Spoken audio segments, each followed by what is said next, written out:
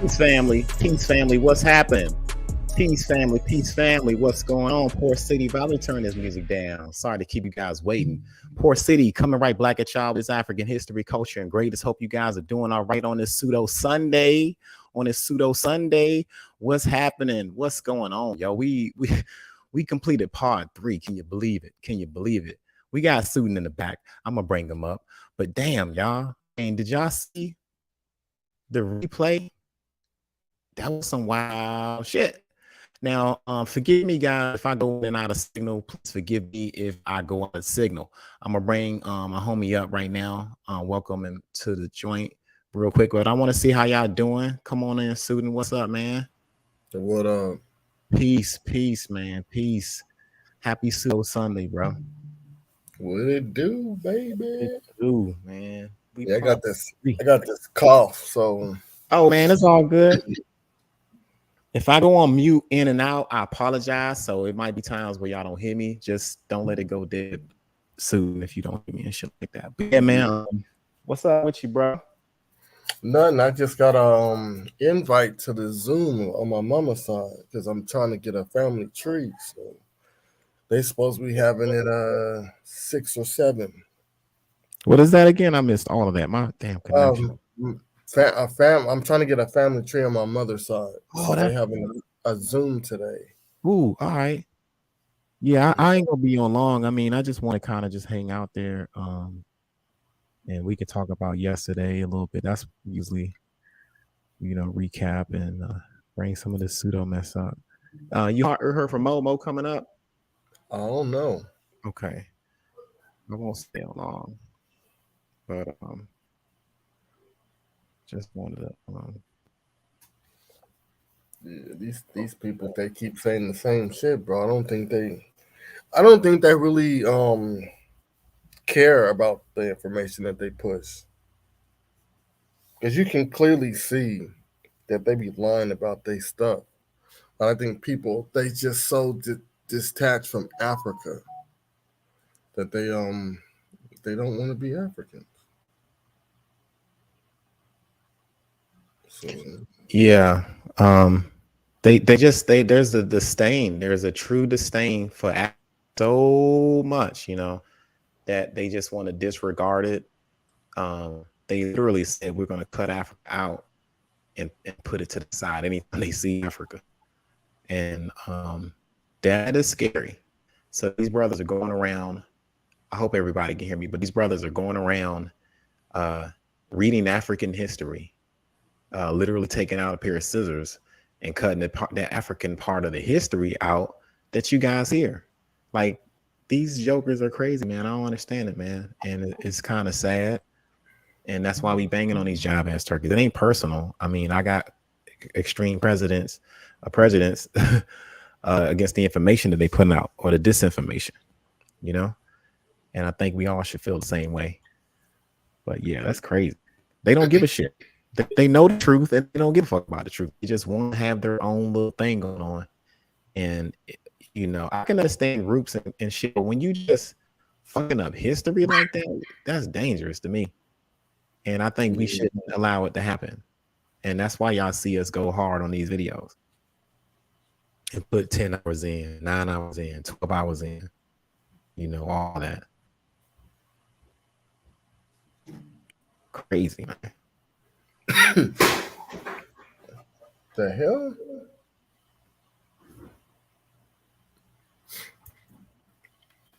Yeah, I don't think they're gonna be able to strike back.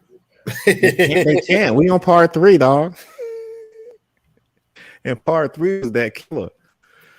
I put a little venom in that, because you got to explain us being nowhere in sight in the 1500s during the Spanish conquest of Guatemala. You got to explain that. You dig? You got to explain why there's only one black dude in that whole war. You got to explain that. You got to explain that what's up with those artifacts that we found. Right.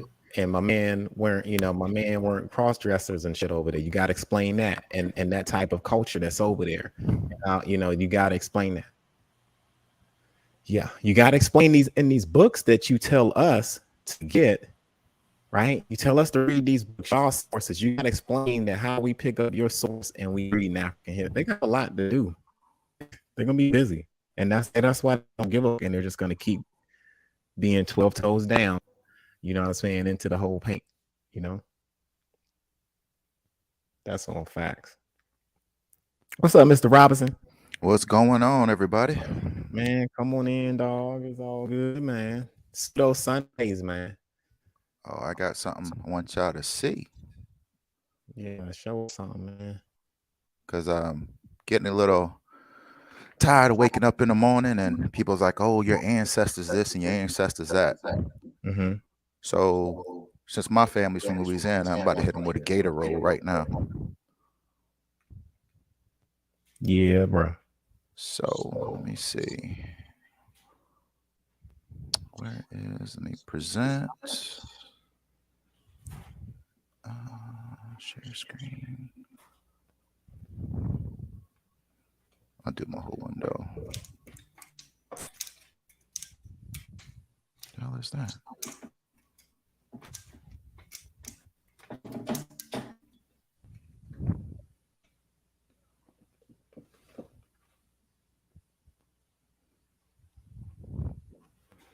Peace to the chat. Thank you for coming in. Thank you guys for hitting the likes as you came in. Thank you guys for following everybody on the platform that you see. Thank you for keeping your African mind and not losing it. And thanking you, part of Queen Mu and the Egyptian Sphinx. We appreciate that. We really do.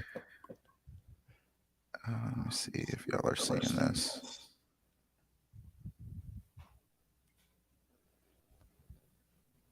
Is it not showing anything? Can y'all see that? No.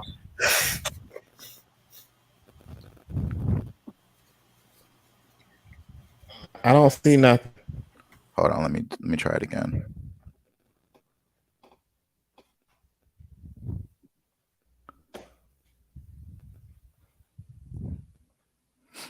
I tried to share it, but it seemed like there wasn't nothing showing.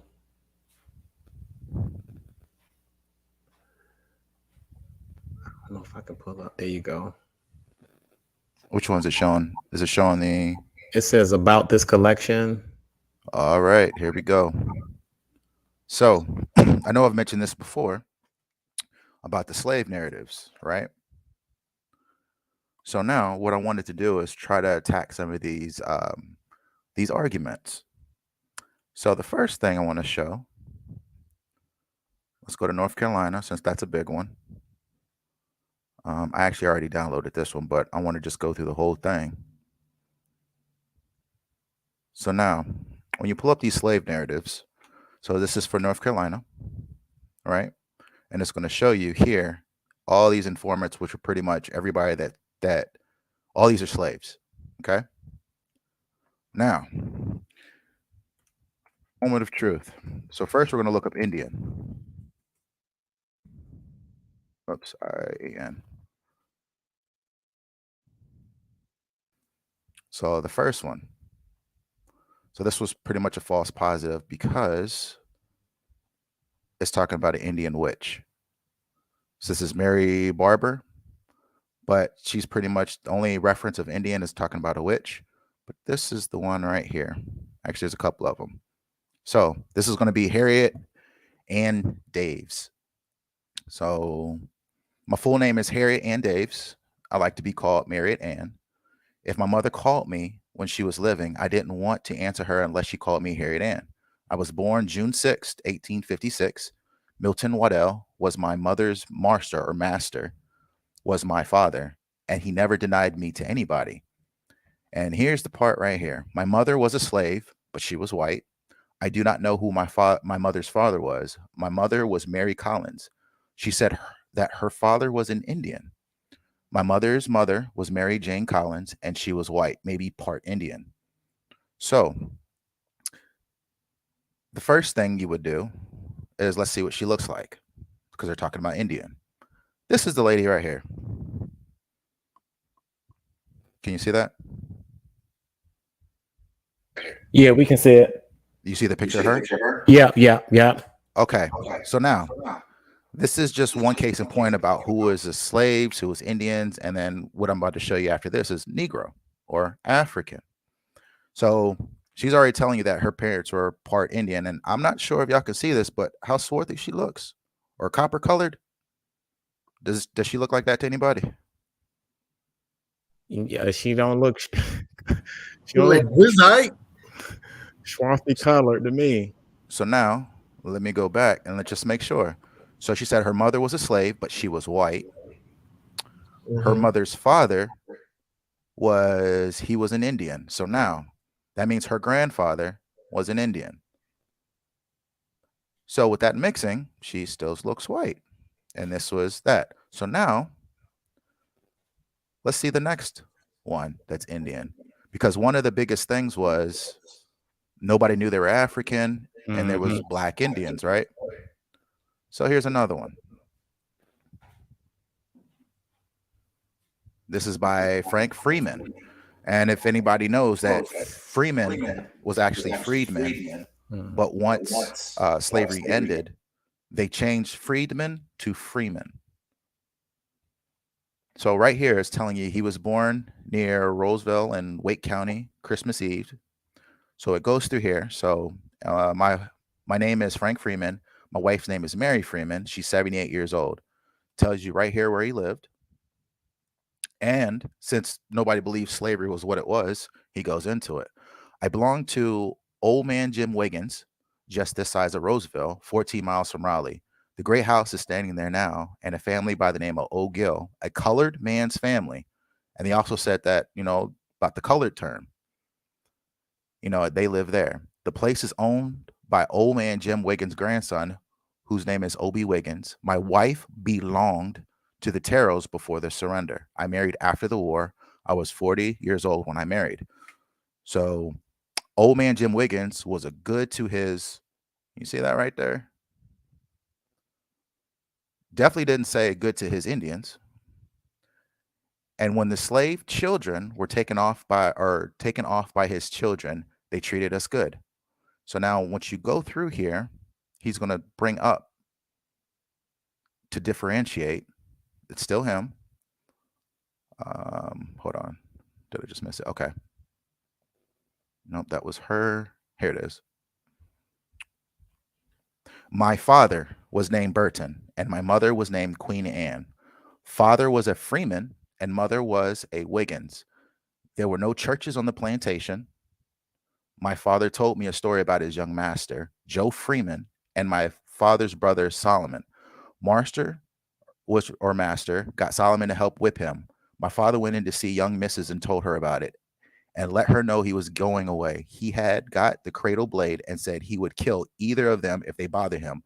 Father had so much Indian blood in him that he would fight. So notice they're not saying that there's a separation, and it's just like how when we were growing up, where they would say you got Indian in your family, not you as a whole Indian.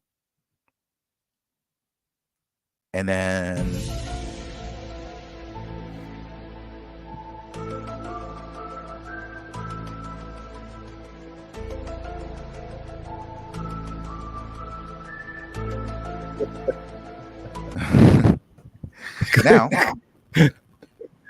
now let's look at a gator roll, which is a death roll. Did they know about Africans back then?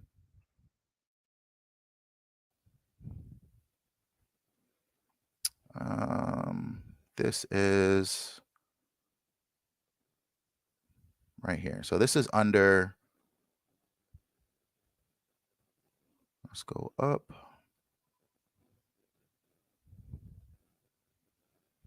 Oh no, he's talking. So this is the moderator talking about African, but let's go to oh, wait a minute. Africa. 1 of 6. So this one, oh, is that the same one? Here, let's go to, there was one I saw where they separated it really good. That's talking about Africa. Wait a minute. Is it this one? Is this Alabama? So I'm just switching it out, but still, if you go, I think there's engine that you can put in. Here we go. So this is another one of the same article. So this is still what did I put up? Mississippi, I think it was. No, North Carolina. So now this is Martha Allen. And I had to put an engine because that's how they said it back then. I was born in Craven County 78 years ago. My papa was named Andrew Bryant, and my mammy was Harriet. My brothers was John Franklin, Alfred, and Andrew. I ain't had no sisters. I reckon that we was what you'd call a general mixture, case I am part Indian, part white, and part, see that? So right here, she's telling you, she understands what she is.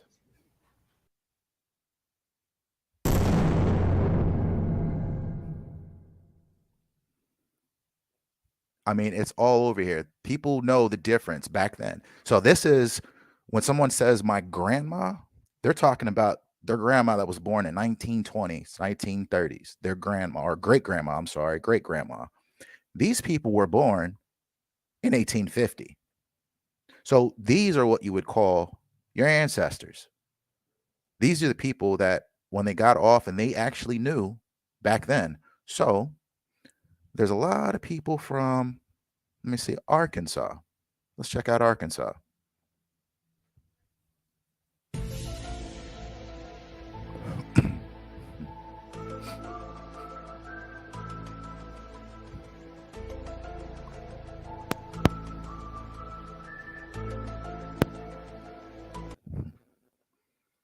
See, Arkansas narratives. These are all the people again. So now let's do the same thing. Let's do Indian.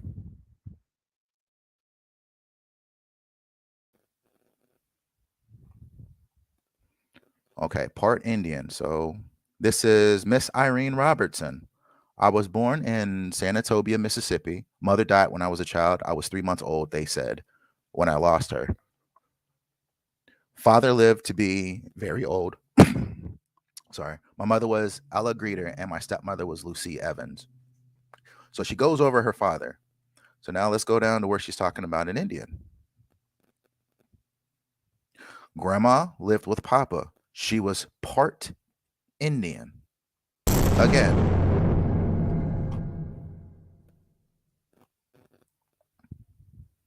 Here it is. There's another person. Samuel S. Taylor. He goes over that, but then again, she was 3/4 Indian. What? So these people, our ancestors, look, right here. This is Samuel Taylor. Mother had Indian in her. The same thing that we were told, not a whole Indian. So now, let's do another check. Africa. Oh, this is the one I really wanted y'all to see.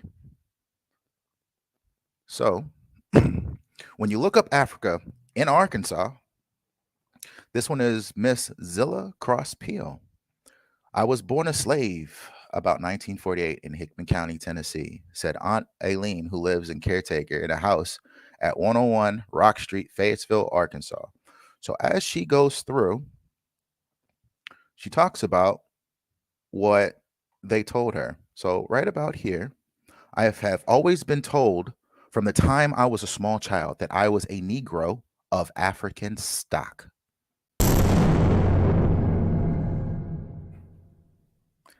That it was no disgrace to be a Negro.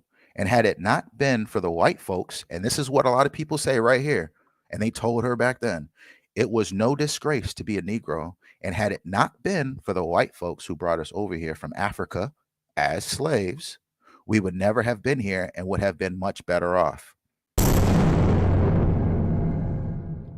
And what year was that? This is coming out of, let's see, they did the interviews at 1920, but she was born in 1848. What? So back then, She knew her. She knew who she was. She had no mistake in it. No mistake. Her ain't get in her mind and made her think that she was an African person.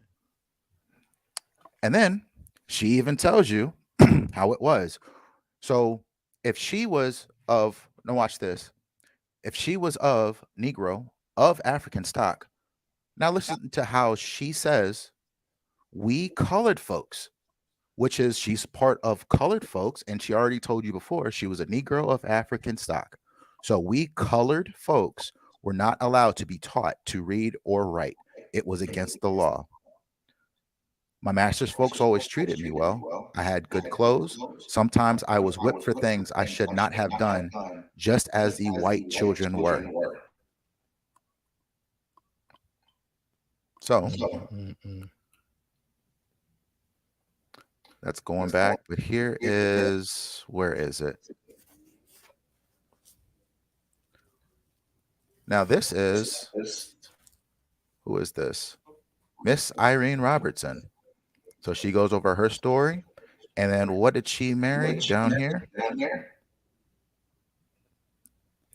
So she tells you, I married the second time at Muskogee, Oklahoma. My husband lived out there. He was Indian African.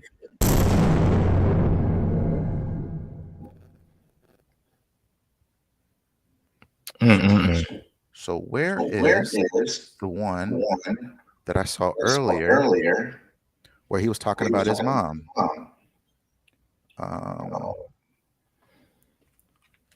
Let me see. I got it, a screenshot. I was going to throw this on TikTok and see who had to say anything. So the name is,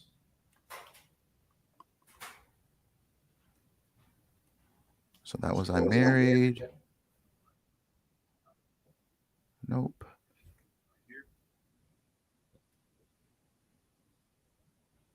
Oh, here it is. So this is under, let's see, Anna Baker. Which one is this? Oh no, did I miss it? Okay, let me go back to Mississippi, which is the first one that I was on. Oh no, I'm sorry. Let's go to Mississippi. This one has another one for the ones that are still in disbelief. So let's go to Mississippi because this is another area where people are popping up from, saying I'm from different parts of Mississippi and we had Indians running around everywhere. Okay, so let's go to Mississippi. Down in Mississippi. So here are people from Mississippi. And I like Anna Baker's. So let's do the check again. It's an echo. Oh shit, my bad, y'all. I think that's me. I'm on mute. So first, let's look up. There we go. African. This is Anna Baker from Mississippi, Aberdeen. Anna Baker, 80-year-old ex-slave, is tall and well built. She is what the Negroes term as high brown. Her high forehead and prominent cheekbones indicate that there is a strain of other than pure African in her blood. So now this is the interviewer. But again, once you go down, she tells you. So let me just make sure that nobody, okay, Anna Baker didn't break. So now let's see about Anna Baker and what she says. I don't, right here, I don't recollect what my mom, mammies, and poppy was named, but I know that her pappy was a full-blooded Injun. So that's her grandfather. I guess that's where I gets my brown color. Her mammy, which is her grandmother, was a full-blooded African.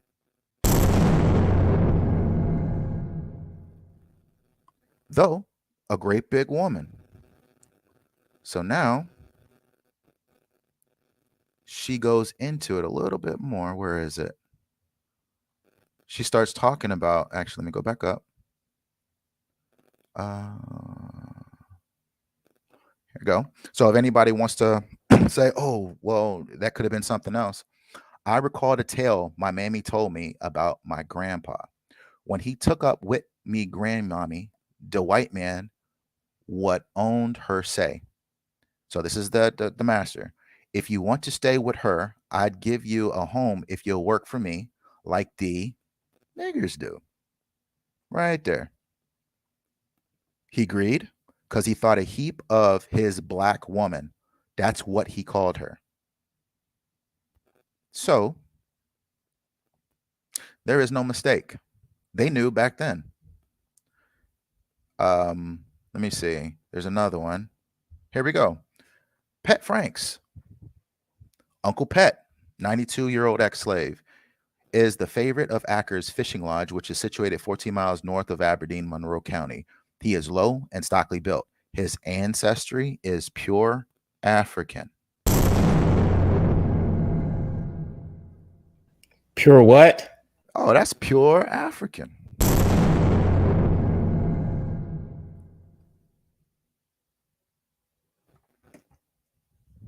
So And, now, and these are the narratives, right? these are the narratives. And I always tell people, show me in the narrative about what you're saying now. They never read these. Never. Because they knew the difference back then. Just like my grandparents, just like my parents, just like history tells you. So whatever they're doing now is they're skipping all over this and then trying to pick something out of what someone or a European has wrote. But still, these are the grandparents and the ancestors of a lot of people living today. A lot of them. So is it somebody's great grandparent that was born in the 1920s? When these people tell you when they were born, they tell you exactly before slavery, a little bit after slavery. So now, here we go. Here's another one. This is Susan Snow from Meridian, Mississippi. Now, have you noticed, and all these black Indians running around? Did you see a whole bunch of these black Indians running around? So, Aunt Snow. So she was a small and profusely wrinkled 87-year-old ex-slave, lives in the Negro quarters of the South Side in Meridian. So as you go down again and you read through, she starts to tell you about her mom. My mom was a black African.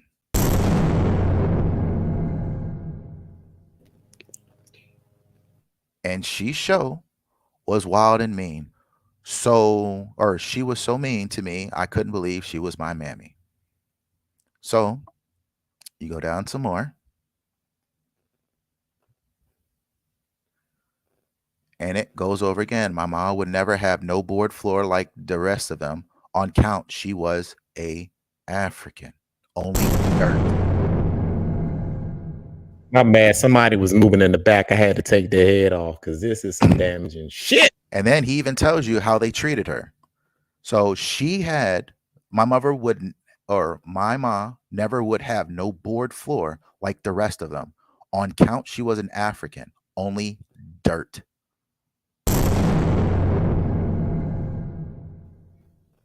So now let's look up this Indian. Now, hold on, real quick. She had to sleep on a dirt floor, correct? Had to sleep on a dirt floor. Yeah, and you know what? Who has the similar testimony? What's his name? There's another Booker T. Washington, I believe. Right before emancipation, he had to sleep on floors like that too. So this was you hear this in the writings back then. Go ahead, man. Good stuff. And here's something else about Susan Snow that I missed. Right here. She talks about it again. On the place was born into family and was kin set my ma. She told me how they brought her from Africa. Like we say president in this country? Well, they call him chief in Africa. Seem like my bad. I gotta make sure I gotta protect you, dog. Go ahead. You go ahead. I'm do your thing. I got your back. Seemed like the chief made arrangements with some You got to excuse me because the way they talk, because again, they didn't have education for the read and write. There were some that was better off than others. So they all have that slang, which I think somebody said, where did they get the broken English from? And they were trying to make up some, I don't know what they were trying to make up, but it came from broken English because they couldn't read and write during this time. So right here, seems like the chief made arrangements with some men and they had a bigger goober grabbing for the young folks. They stole my ma and some more and brung them to this country.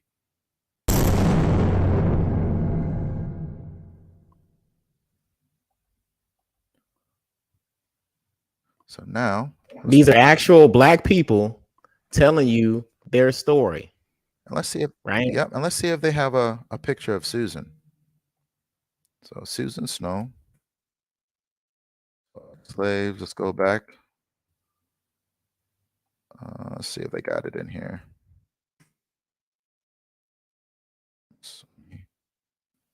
No, that damn sure ain't it.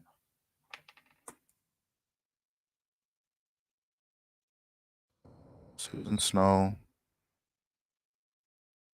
was normally in the Library of Congress.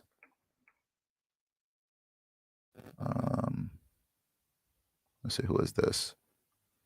This is, I'm not sure who that is.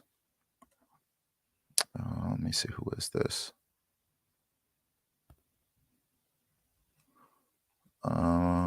They didn't put that in. No, that one doesn't say it.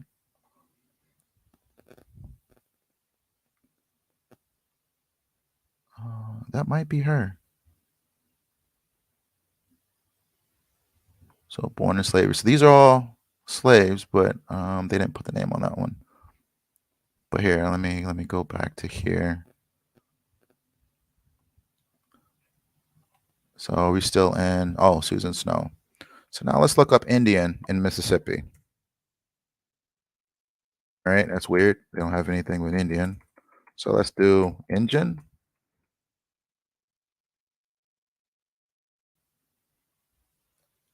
Oh, no, that's her when they're talking. Oh, this was that first one. So this is the one I went over. My poppy had Indian blood. Oh, here we go. Here's another one. So this is, so we're going to talk about Indian.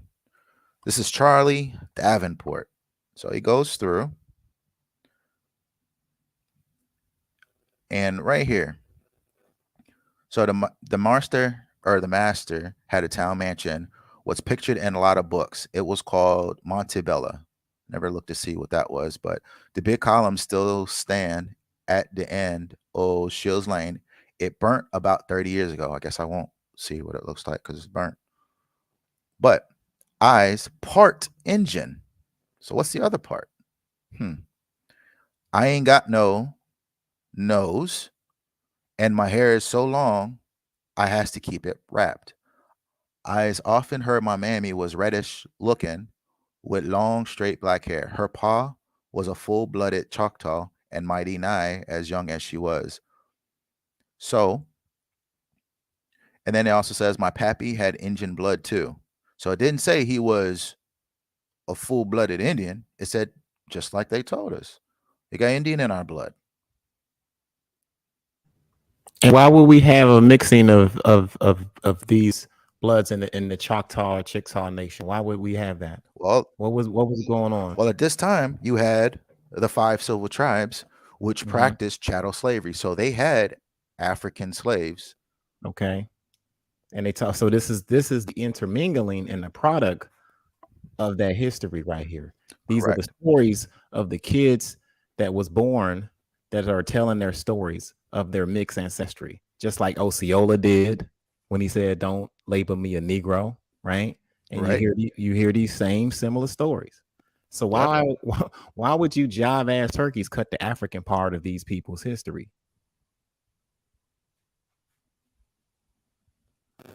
So then, like I said, he goes over that. Let's see, Indian blood. So they're talking, they're separating. So they know exactly because maybe they're looking up Indian instead of Indian. but they're separating because they know.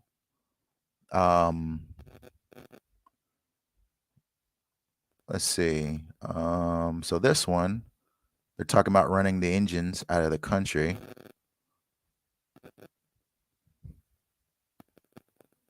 So let's try something new. So let's pick an area.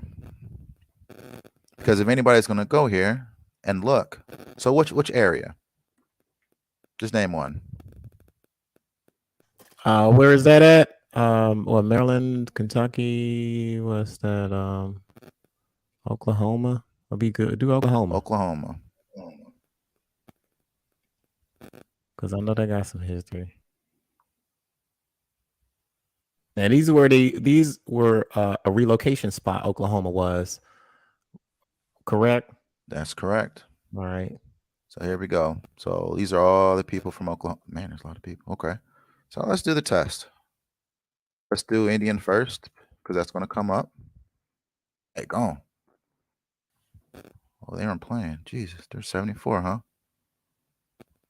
Oklahoma was a relocation spot, but you had mixed ancestry people that came out of there. Sarah, the little young girl named Sarah, that was one of the richest Africans on the or because see they didn't think nothing was on this land prior to them being sent here. You dig?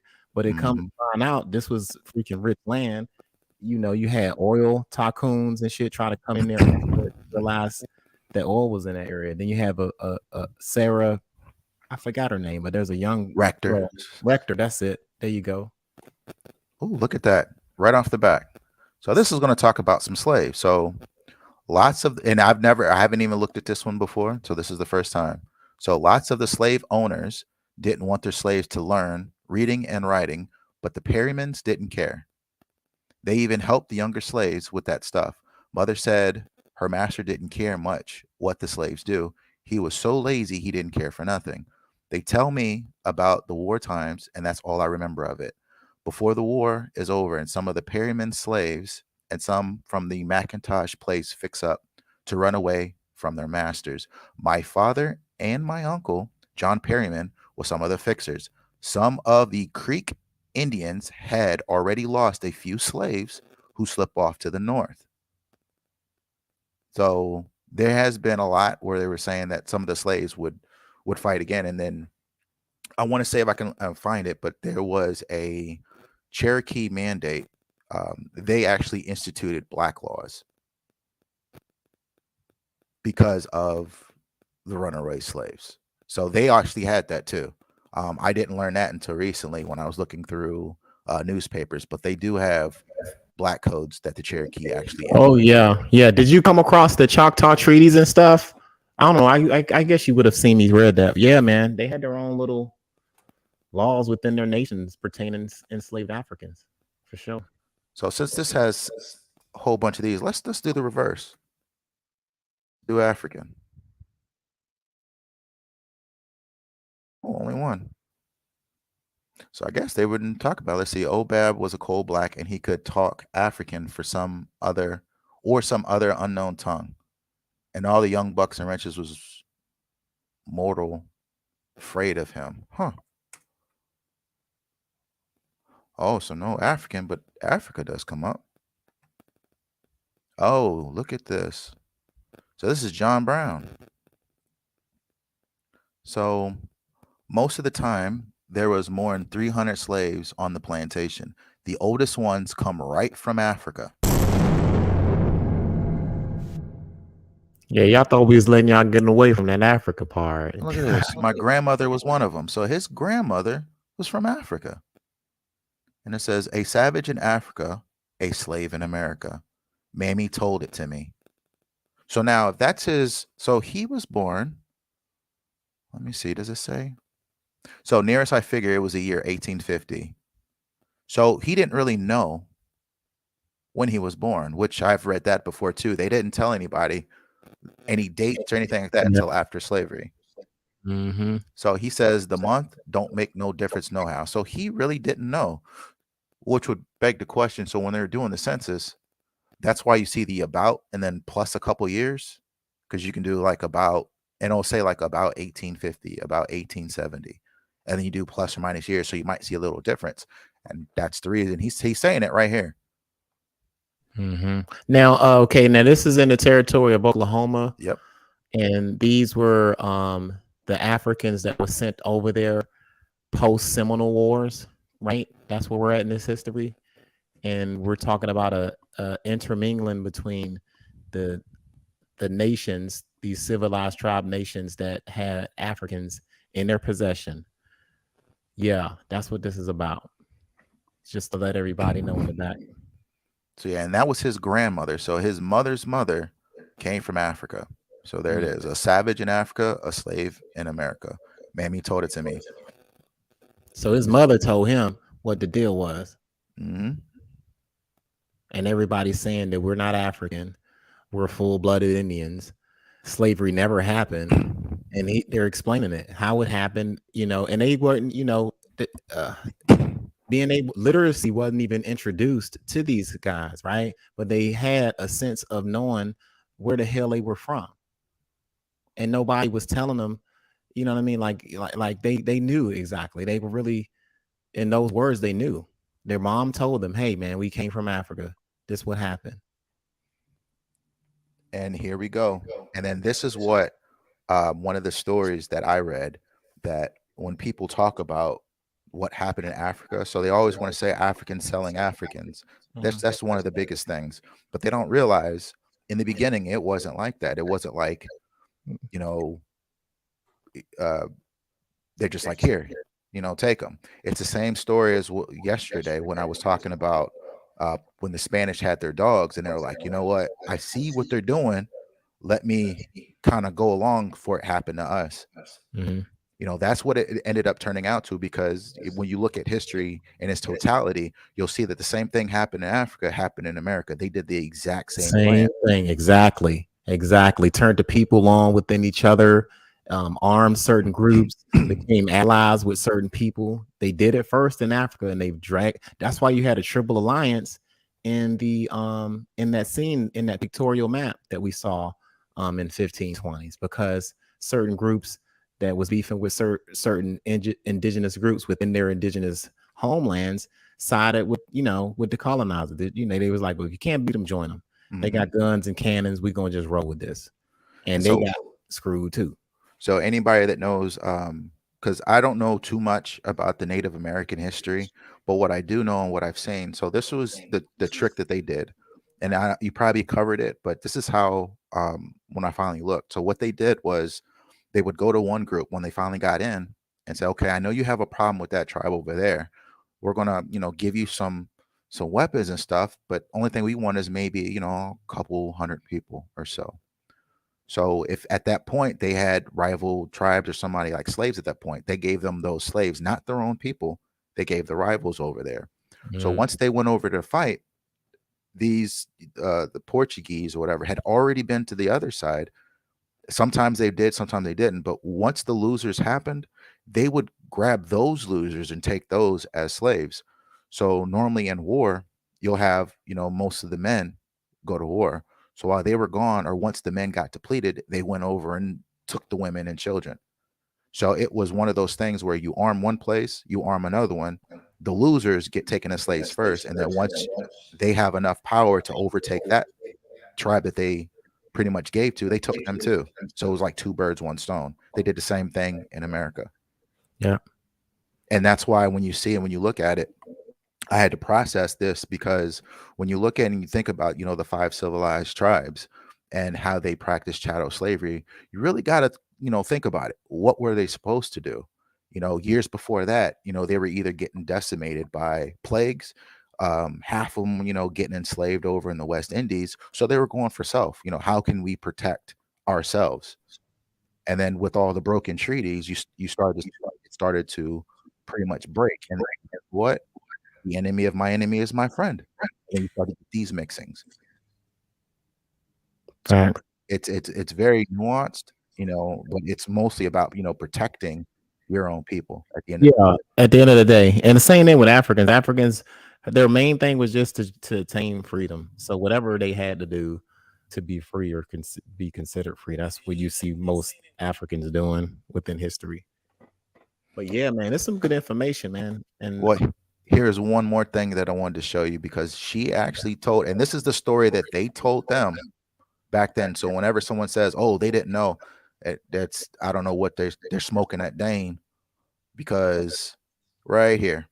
So the same place I was at, where most of the time there was more than 300 slaves on the plantation. The oldest, and I'm just gonna go over this part because it leads right into the next one.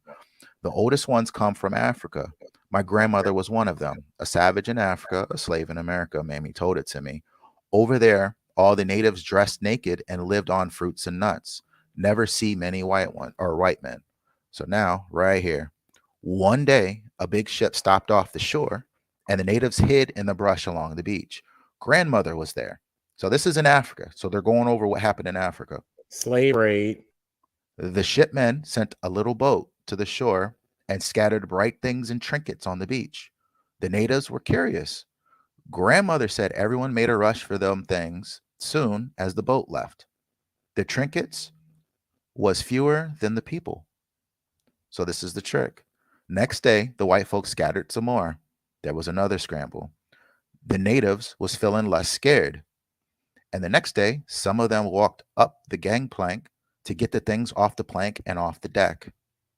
The deck was covered with the deck was covered with things like they found on the beach.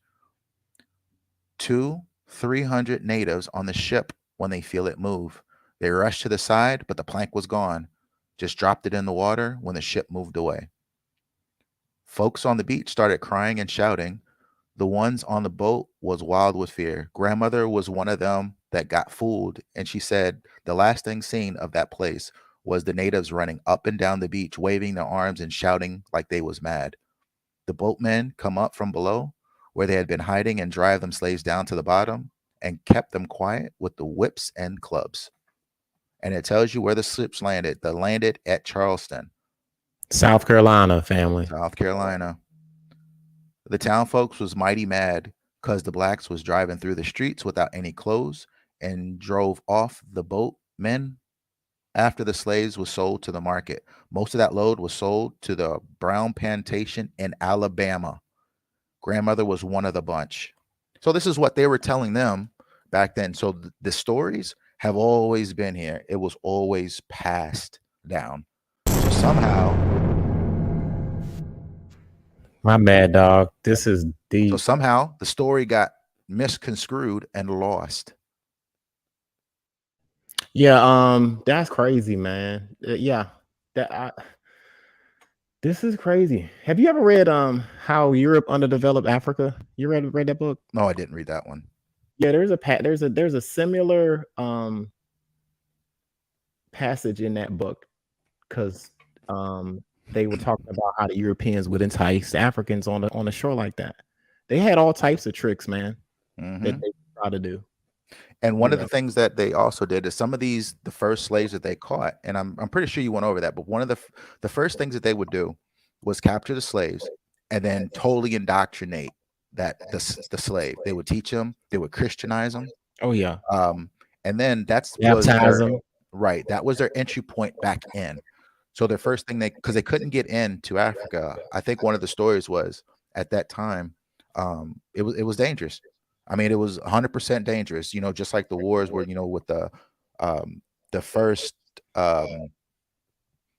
natives they met or Africans they met, and they were going through all the wars and were shooting. They couldn't get in. Mm-hmm. So that's where they snuck in. And you know that the Portuguese, they didn't just go in one port because they had so many. They had to keep going around all of Africa because it kept getting stopped. So they kept on going around. But then, like I said, they figured out how to um, get the ones, Christianize them, and then send them back in and say, hey, you know, they're really good. Look what they got. You know, they got me these clothes. They got me all this stuff. And they enticed them. Oh yeah, yeah. They send a couple of ones there that looks cool and look clean and shit. You know, take them to the barber shop, clean them up, Christianize them. Hey man, and they use that one to get 10 more. Yep. Yeah, that's how this shit went. They had some dirty deeds, yo. Like What? And this isn't this where old Walter Plucker was, Virginia? fuck yeah, it's punk ass. Everybody, Walter Plucker changed everything. We learned in the 1400s. We were talking about the land of the Negroes. So they didn't talk about Africa. Let's see, Indian.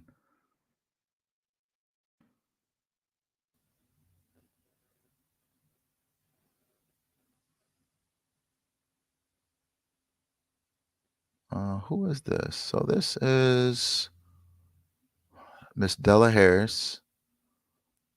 I don't think she was black at all. I don't know just how old I was or I is. Mama sent me to private school with white children for 1 week. I was 13 years old. So, but she did belong to Peter or Billy Turnbuckle. So, who is she? Because right here it says, my mama was a genuine Indian. Some people they or say you can't own Indians. I don't know how come, but I do know she was owned by these people, and she surely was an Indian. Let's see, what does she look like? So Miss Della Harris, let me see what, and she was in, oh, that's where I'm from, Petersburg. Is my stomping grounds, or so let's see, who is Miss Della Harris? Slave.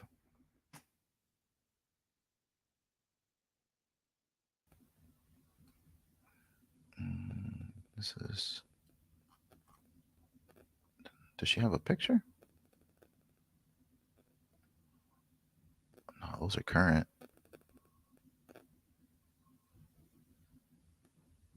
Huh. I'm not sure. It would have been nice to see. From my first assumption, I don't think she was black. For just my assumption, but who knows? But she did say that you couldn't own an Indian. There's only, is this the same one? Yeah. Let's see. What about Negro? I know this was, is that a story or a song? That's a song.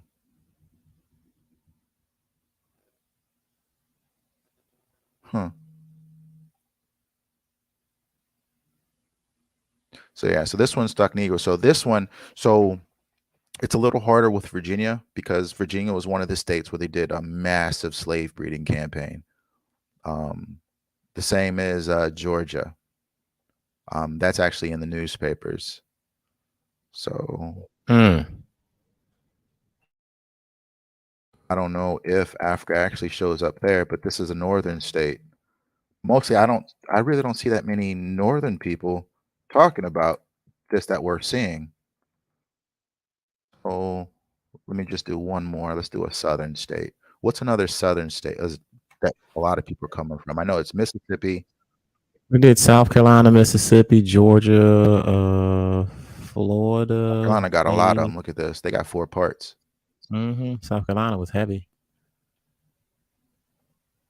So yeah, so this is, like I said, I wanted to show this one because I always bring up slave narratives whenever I talk to people, because if they want to say the statements, you're following European or white schools, but why aren't they looking at these?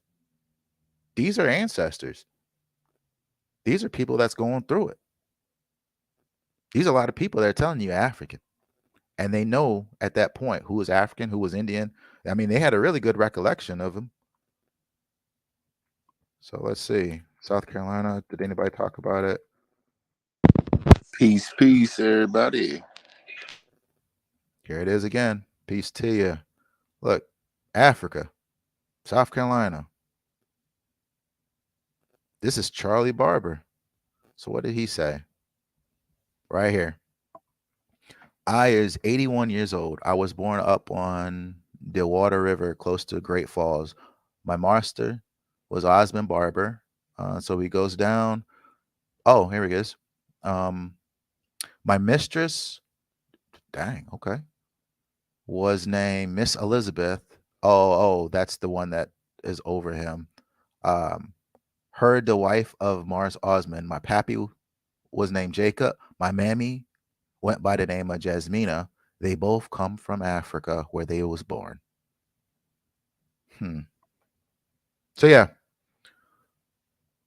and this is why I get tired of people talking about their ancestors and saying that they said they were Indian. You can see this clearly that no, I'm not sure what's going on. Yeah, my grandfather and grandmother were grown when they came from Africa and were man and wife in Africa. So they were, man. So, but yeah, that's what I wanted to show y'all today. And if you haven't had a chance, definitely look at these. You know, you can double check my stuff or whatever, but definitely look at these. There's a whole bunch of volumes. There's 2,300 right here. 2,300 first-person accounts of slavery. And there's 500 black and white photographs of former slaves. So let me see. Is there? Oh, I don't know. Here's William Colbert or Colbert. So I'm pretty sure that, I don't know, somebody probably steal him and say he's Indian.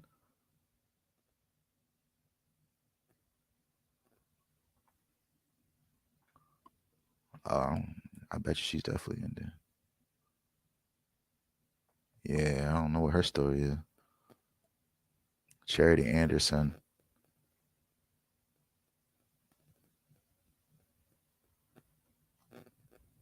So this is what we call a gator roll. It's a death roll. I want to see them debunk this.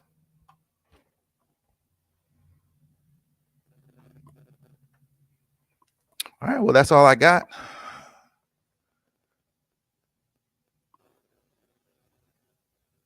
You still there? Anybody? What's wrong with this thing? Oh, yeah, I'm here. I'm here. I think port internet might be messing up. Yeah, my bad, y'all. I appreciate it, man. My internet be going in and out. I'm thankful that the feed keeps going when I go out, man. I had to listen to you on my phone, man. That was good shit. Yeah, look at that. All from Africa. Is Indian even in here? Oh, see, they even got Indian. Oh. Yep. Look, they're talking about the Indian slaves here. Typical. My grandma trained with Indians. She been an Indian, and Daniel C. McCall bought her. She never lost a baby. The first Indian relationship that the writer can prove. So yeah, so just claim mixing her uncle, very bright skin, mixed with Indian. So this is, who was that? Genevieve Chandler. So yeah, so I'm not sure. This is one. The father was, grandpappy was full blood Indian. My pappy, a half Indian. My mother, coal black woman. Dang, is that dog? Man, coal black, huh?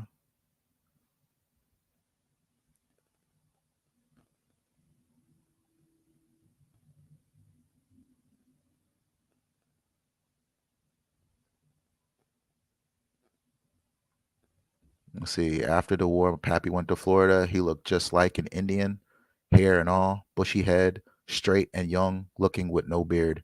We never heard from him since. So I'm not sure the separation. I don't see it, or the similar. Nobody's saying, but it's all separate.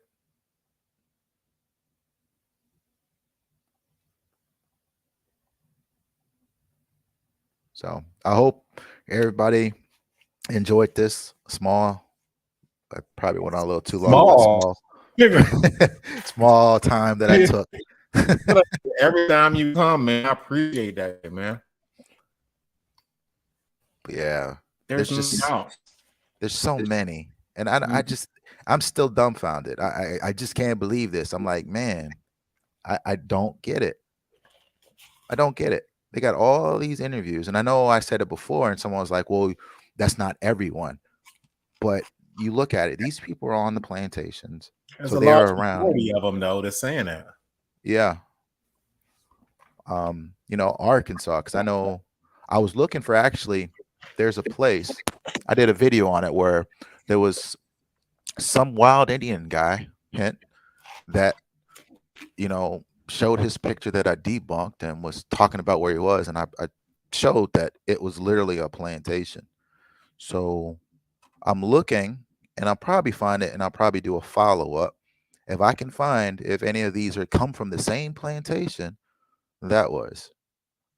Yeah. Come on back, Mo. They'll get comfortable. We got your pad ready. You come over and get that shit done. Cause this is another piece of the puzzle, man. Yeah, because at this point we should be talking about, the effects after slavery, but not having to go over some of the same stuff that we should have already learned. And some of these people should have already learned by now. That You know, part. we're just reinventing I don't know what this is. So look at this. They all talk about Indian again. And this is, what is it, Arkansas?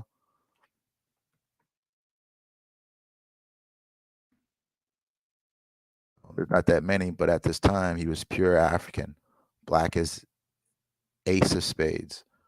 Fresh Africans. Remember that. We talked about fresh Africans. She was part African and a whole lot Indian. So these ancestors knew who was African, who was Indian, and even who was white. They knew the difference. And these are people in slavery times, which I can't understand how people can honestly, with a straight face. And if you are watching, I'm talking to you.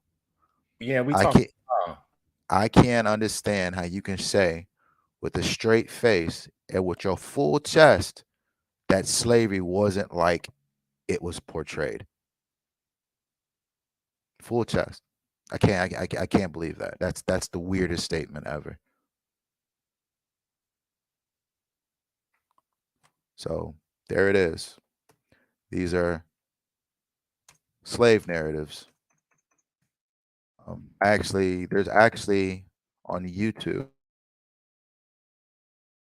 No, it's on HBO.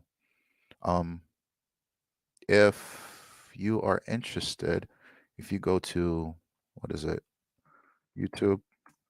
I don't know if it takes away, but you can. I don't GRAT.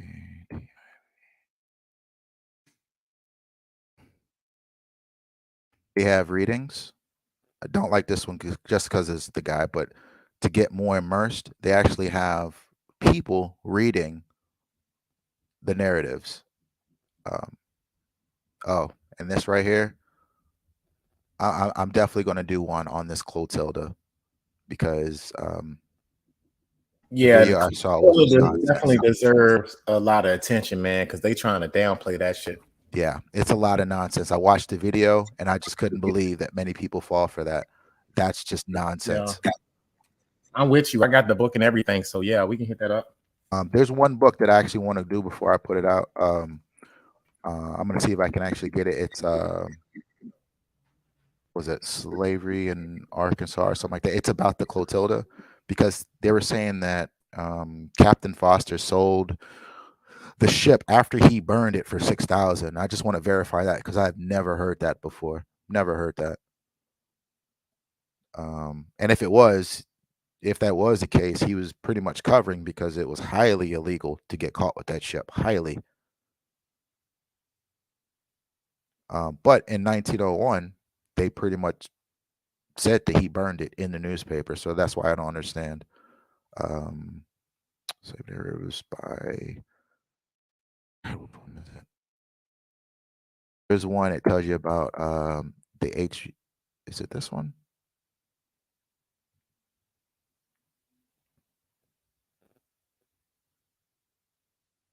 But like I said, it's on HBO. And it has like Oprah, Samuel L. Jackson was reading it.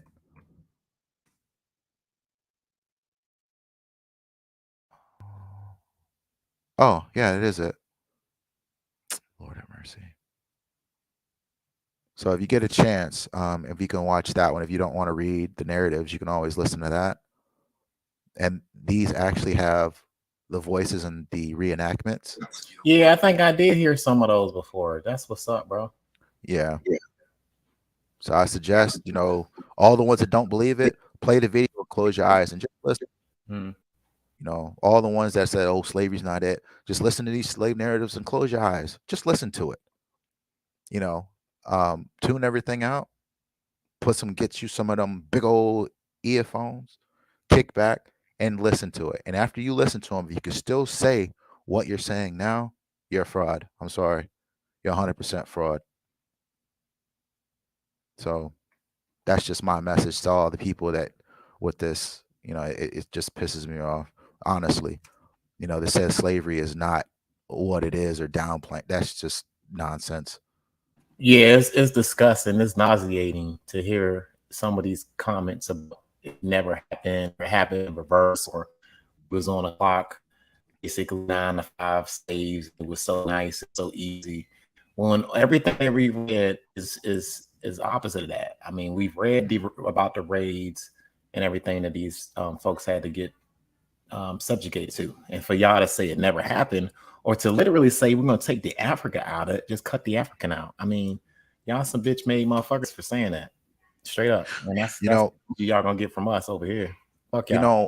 I was watching a live one time because when we were speaking of it last week, when Yusuf said that he had got that 100 years of lynchings, Yeah, I actually heard. I want to say it was a couple weeks before that. They were on live and they were talking about them getting that 100 years of slavery book, and that moment was probably the most mad I've ever been in a while, just off something, just listening to it, because they were trying to take that and make that about Indians, about the 100 years of lynchings. And I had wrote in there that those are not Indians. And somebody had the nerve to say, well, how do you know? Can you verify it? I was pissed. I'm like, like, really? That's not what that was. yeah, that's total disrespect. You can't sit there and say, these are people's families are actually still alive that went through that period when they were sending out postcards, when they were,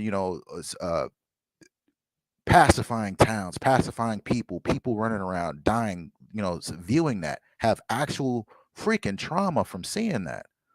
And you got people saying, oh, well, these are all, no, stop grabbing up every single person and saying they were Indian when there's no facts to back that. There's none. So that's just, like I said, that pissed me off so much. I had to turn off that thing. I was like, no, I just need to get off of this because, especially if that's your first time looking at that book, that kind of says something, to be honest with you. So that's just my spill of it. But I just wanted y'all to see this and get familiar, and then kind of give people the side eye whenever they say that weird stuff. So I'll go ahead and end that share, but that's all what I wanted to give y'all. Yeah, man, I appreciate that, and that's what's up. And I got the same passion here, man. They used to jive ass turkeys. They know what they talking about. They just lost, man. I mean, I consider them lost Negroes, and they had lost their African mind, and they just take the African out of everything and become so anti-African. It's sickly, you know. It's just crazy. But no, thank you, man, for coming up sharing that shit, man. No problem. And you can come back up, do part 2 of that whenever, man, and then we can do about the Clotilda, because I got that book. I need to get into that book a little bit more.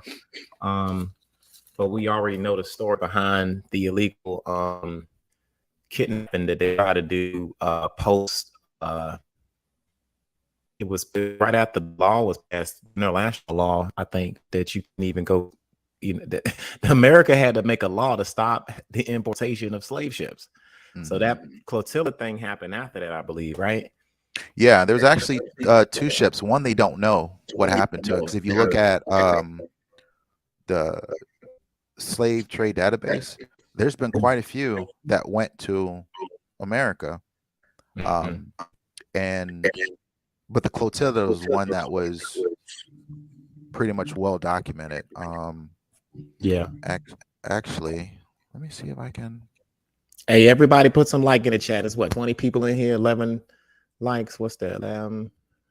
That's about what, eight agents or something like that. I'm counting. That ain't like this whole junk, and I'm gonna put a whole lot into the presentation, y'all. You ain't going like this. Light that thing up.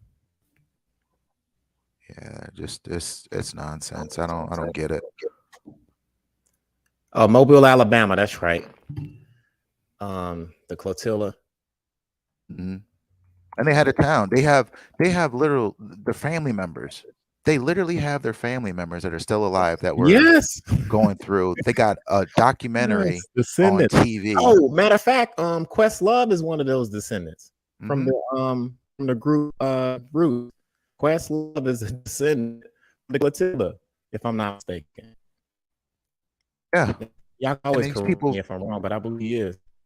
And people running around talking, oh, it's fake. And you literally got descendants. You got descendants right now. Like, come on, man. Like, it's nonsense. And that's why people are running around and they're saying it. They're not saying this, outside in the world. I don't see any of that really. It's on here. Because I'm pretty sure I don't know if you run up on somebody that's actually descendant, what will happen. I can't say too much, but man, it can't be pretty. Oh wait, is this it? I might have to show you one more thing. Oh, wait a minute. Here you go. Here's one more. I'm sorry. You want to share some? Go ahead, man. Yeah, let me give y'all something else. And this is a preview. Peace to the chat, y'all. Thank you for coming in for Pseudo Sunday, y'all. So I preach this, that if you really want some information on how America was, go to this website right here. You get these newspapers, because back here, if you go, like I always say, between 1770 and 1860, most of the people couldn't read, so they had no reason for them to pretty much hide anything. It's almost like, telling a child, or before they can understand anything, you didn't have to watch what you say, and then once they start picking up stuff, you start spelling it because they couldn't read, so you start spelling it or something like that until the point that they understand. So it's the same concept really. But this is the Clotilda. Imagine in the that. Newspaper in 1901. So in 1901, let's look what they say about the Clotilda. Let me zoom that out. Look at this. Our last cargo of slaves in the newspapers. Captain Foster was the commander of the slave ship Clotilda that brought the last cargo of slaves to the United States. The trip was made only after many thrilling scenes requiring weeks of skillful maneuvering and dangerous exploits. Just before the North and South engaged in war, Captain Foster built the Clotilda and announced that he would make a trip to the Gulf of Guinea, despite the fact that the United States war vessels had burned and sunk the ships of many who tried the voyage. And remember, I was showing that on the slave database when you picked it up, and it tells you what happened to the vessels and the ships in the little source, not the source column, but the what happened to the cargo. And you see like it was commandeered, it was sunk. So this is telling you in the newspaper. So he was warned repeatedly of the dangers attached to such an undertaking, but he equipped his ship and sailed away. He reached the African coast after going out of his course many times and remained along the coast for a month. He succeeded in getting 100 Negroes on board before he was detected by the watchful vessels of the United States. He was pursued, but easily outdistanced his pursuers and 2 months later arrived in Mobile Bay and his human cargo. A steamboat met the slave ship during the night, and the Negroes were transferred in order to avoid the custom house officials. Captain Foster set his vessel on fire and passed through Mobile without being detected. The government authorities hunted for him for months, but he eluded them until the close of the war when he retired from the sea. Where did they go to get these black African Negro people? Oh, here, let me pull that out so you can. Where did they had to go? So he went to the African coast. Because those are the land of the Negroes. There you go. And he's getting 100. So they knew in This 1901. didn't reverse. This didn't happen in reverse. Oh, no, never reverse. I was just checking. And look at that date. 1901.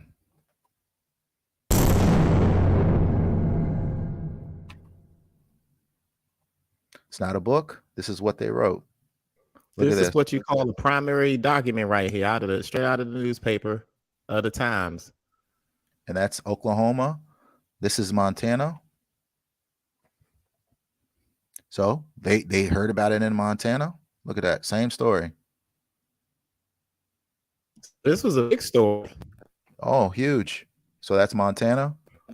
North Dakota. Got out about this, huh? Look, North Dakota. Look at that. That's North Dakota. Wow, this was the talk of the town. Wow. So all of these confirmations from all of these places all across America, and the epicenter was Mobile, and we have all of these newspaper documents illustrating them talking about what happened. Imagine that. Oh, look at this. This is what was that? Ohio? Oh, this is Ohio. They actually added a little bit more to the story. Look at this. Oh, right here, look. The Negroes or Captain Foster set his vessel on fire and passed through Mobile without burning detected. The Negroes were carried to an island up the river and hidden until suspicion was allayed. The government authorities hunted for him for months, but he was easily eluded them to the close of the war. So right here is where it ended on the other ones. He was also commander of the slave ship Gypsy, which attracted much attention by the reason of her capture and destruction, for which act the government is considering a claim of $400,000 presented by Captain Foster and several other persons interested in the vessel. So there's another ship right there. These ships that they can't find. There's another one.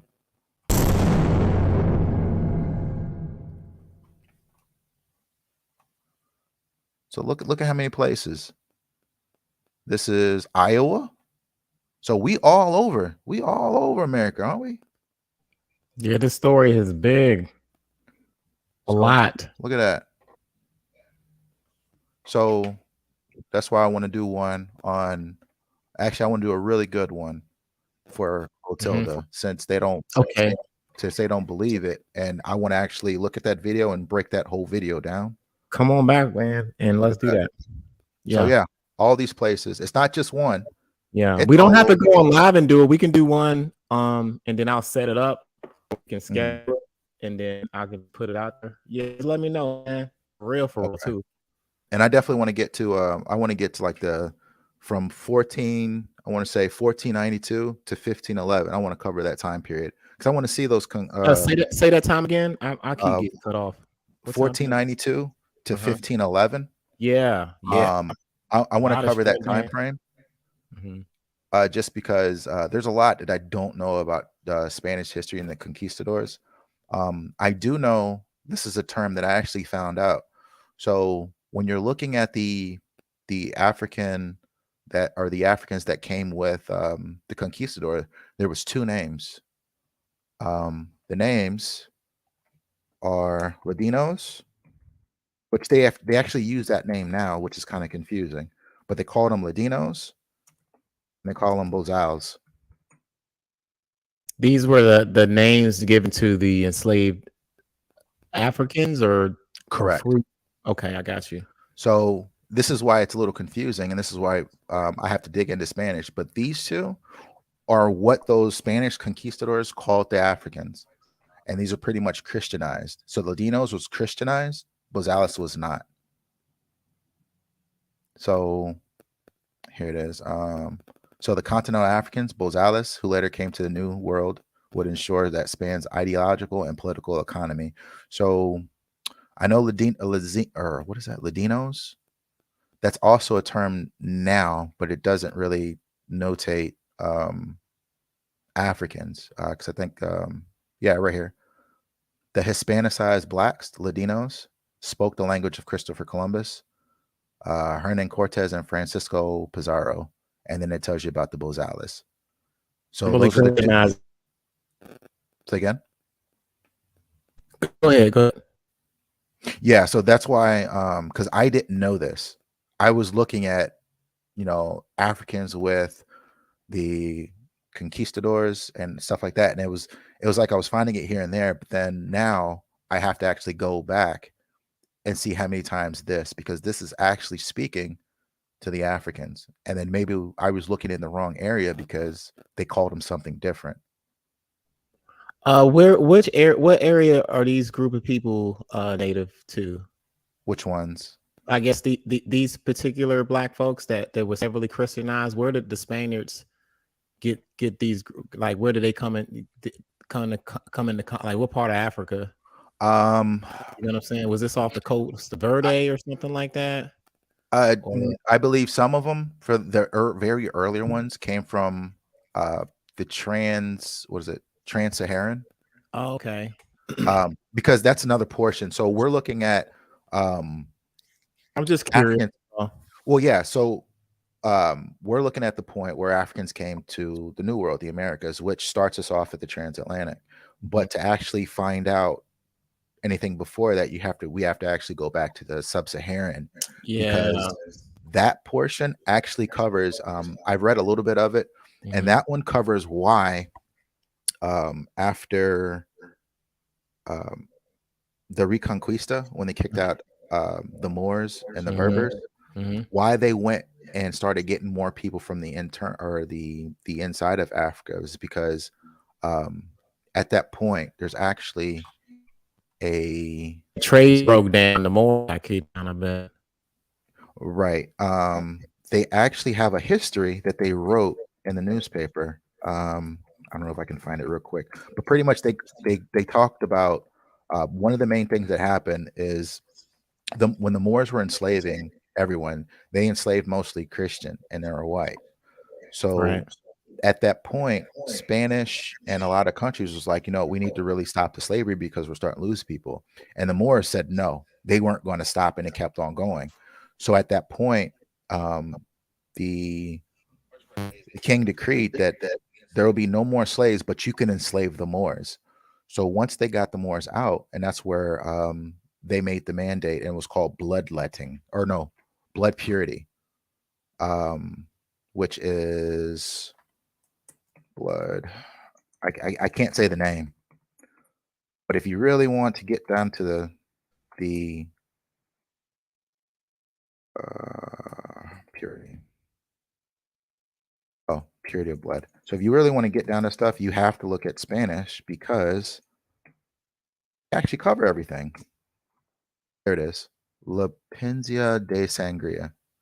And this is why they didn't want Moors or Jewish or Muslim, because of this right here. And this was the start of quote unquote white supremacy, because this is where they learned everything from Spanish. They wanted get rid of all of these Moorish because the tides was turned, because you had a Moorish Islamic dominance prior to that. There was a couple of wars that broke out that kind of turned the table and turned the tides on that shit, right? Mm-hmm. And this is a book. I haven't got this one yet, but pretty much what it is man, we need to come back, yo. Yeah, we gotta get because you. It's funny, man, because I want to talk about Islamic trade too, man, because that's important. Because remember, there was already some type of trade already going. We already read in 1441 that these Portuguese met up with some of these Arab merchant traders, and before the ships was built, they had to have some type of trade already going on with the interior of Africa, and that's you might see some of these Africans in some early on prior to the transatlantic part of it. Right. Yes, truth. They did not like any of those Jewish, Moors, or Muslims because of um when they took over Iberian, the whole the was the Iberian Peninsula, they pretty much ran that portion um from what is it, 400 AD to 1492. It's like either 700 or 400, but until 1492, which is the Reconquista, um they were like, no, it was pretty much Islam or Muslim versus Catholicism, because that was actually the original. It was Catholicism. The Roman Catholics established power. So at that time, they instituted the Limpinzia de Sangria, which they would check people to make sure. And this is why, a lot of Moors said, oh, we did everything. No, they didn't, because of this right here, this blood purity. They made sure that no Moors or Jewish or any of that would come into the New World in the very beginning. And that's what it is. Yeah, see, remember what we was talking about, and that's all going back to the orders of Christ and the Knights Templar. Yeah, we're gonna get right back into this. And then just another dagger for some people. It's called Costa paintings. Have you ever seen those? Say that again. The Costa paintings. No, I don't. Check this out. And this is why I say that or let me see if there's an actual portrait. So this is why I said that when you actually look at it and then go back to Spanish, the Spanish was so in control that when you look at the system of white supremacy and look at what they did, and people said that they made the concept of race, it's not exactly accurate, because they followed the what Spanish did. So this is something that the Spanish did. Let me see if this comes up. They made a painting. Here it is. They call it Costa paintings. So this painting right here. Now, if you look at the very top up here, this is pretty much the top of the food chain for the most part, and it goes through all the breedings. So it said that if you mix with, it's hard to read. I can't even read that, but pretty much if you breed with, let me see if they say it. Is that a breeding chart, yo? It is. God damn. It's saying son. If you mix with this person, this is what, and there's names on the bottom of what they're called, like mesos and stuff like that. Shit. So right here, the first position of the Costa series is always a Spanish man and an elite indigenous woman, accompanied by their offspring, a mezzo, which donates a person born of these two parents. Mm-hmm. As the Costa series progresses and the mixing increases, some of the names used in Costa paintings to label people demonstrate social anxiety over inter-ethnic mixings and can also be a pejorative. So then, for instance, a Spaniard and a mezzo produce quetzal, or I can't say that, castizo, burn tree, while a Spaniard and a Morisco, a Muslim, who had been forced to convert to the Christianity, produced albino torna astris, return backwards. And then here we go. So they're going over there. So they had the concept down. Damn, this is crazy. So yeah. And then there's one picture in here where they were showing. Is it this one? This is how you just breed out a different group of people too. Yeah. And they go over to see how the nobility, how they look. See, and they're all like the pictures, like, but then if you go down, see how the clothes don't look like that. Mm-hmm. And it goes from like their idea of good to worse. Yeah, damn.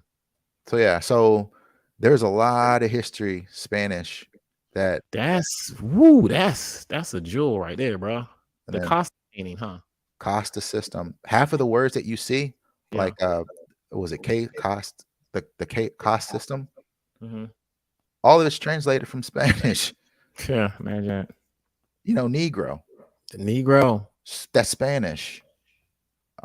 That's why, I brought it up. That they do, Black's Law Dictionary and all this other stuff on the translated version, but they don't go to what the actual term was, which is Negro. Yeah, y'all can get out of here with that black laws because they was calling black folks Negroes way before that book came out. See that? Look at that. It's just crazy, yo. See, that's how they're depicting it. Look, you know, Damn. I might have to pick that up, see what that is. And most of these are, and then if you look at it, most of these works were in Latin, Mm-hmm. and they were hard to translate.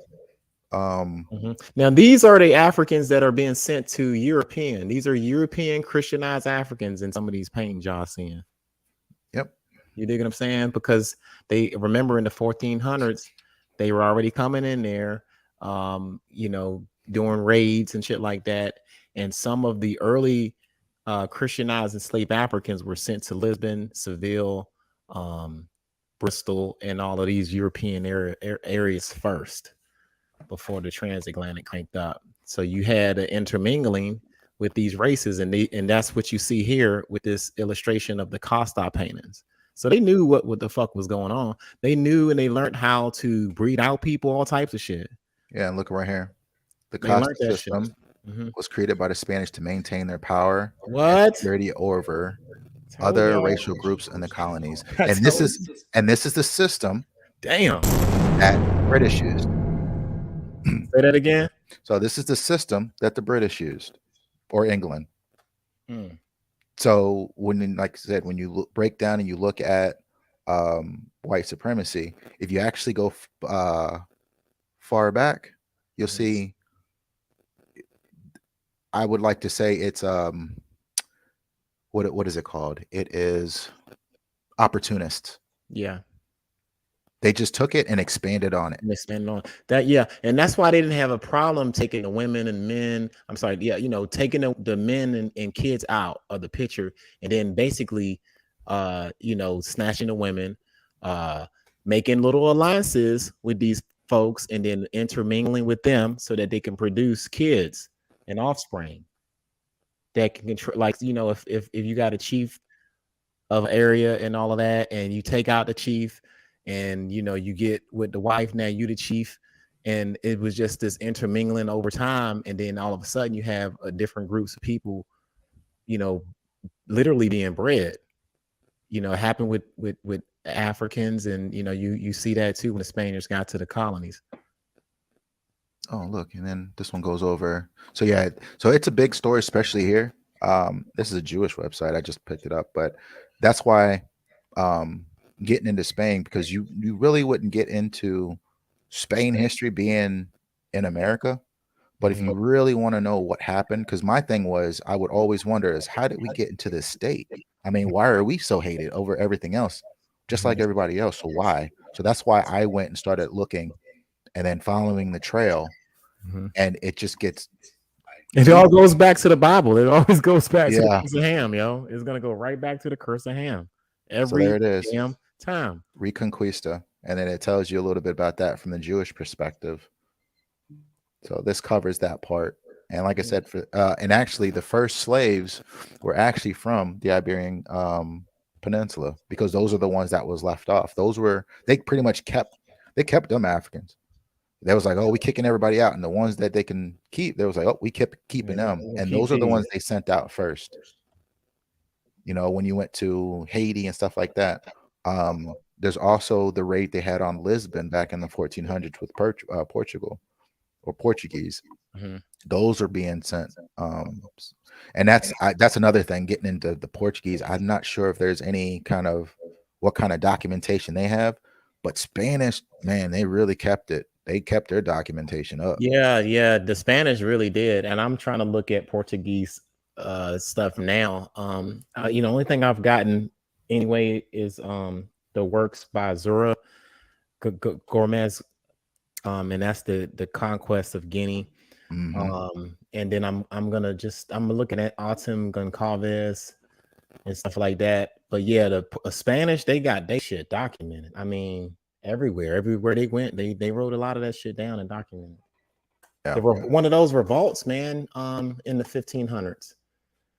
Oh, We need to talk about that too, because that ties in everything. Whenever all of these groups of Africans end up in one place, you start seeing these rebellions and then these maroon colonies.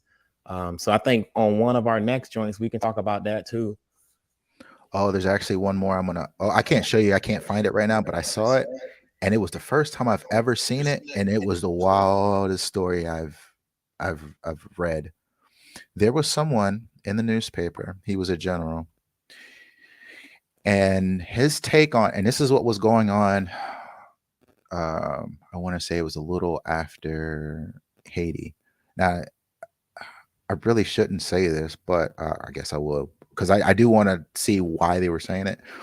But he was saying the story of the Haitian Revolution wasn't accurate. Like one of those was saying that. Yeah, he was saying that he had I that was the first time I've seen it. I didn't see what proof he had, but he said they had letters, documentation, and he said that it was pretty much a propaganda from France. I don't know how true it is because, like I said, I've seen, um, all that stuff at Tucson and everything he did. Plus, I verified it with, the letters that Napoleon wrote to Tucson from Tucson back. So that's why with most of the stuff, I always tell people, I didn't go off at that one point and then go on TikTok or something. It's like, oh, this isn't right. No, you have to take the information and then you have to cross-check it with known facts. The facts were Napoleon wrote about Toussaint. Toussaint wrote about Napoleon. Napoleon had, I don't know if it was an epiphany, but he said that he probably should have worked with Toussaint, in his letters.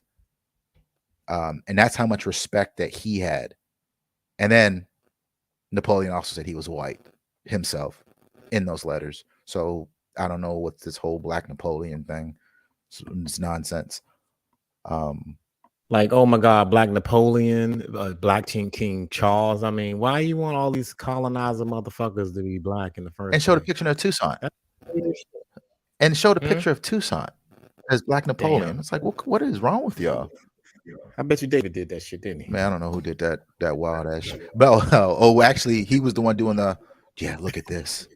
I Listen to told you. this. I figured that sounded like his work. Look at this. Just Look at listen. this. No, I don't And he want to don't- look at that shit.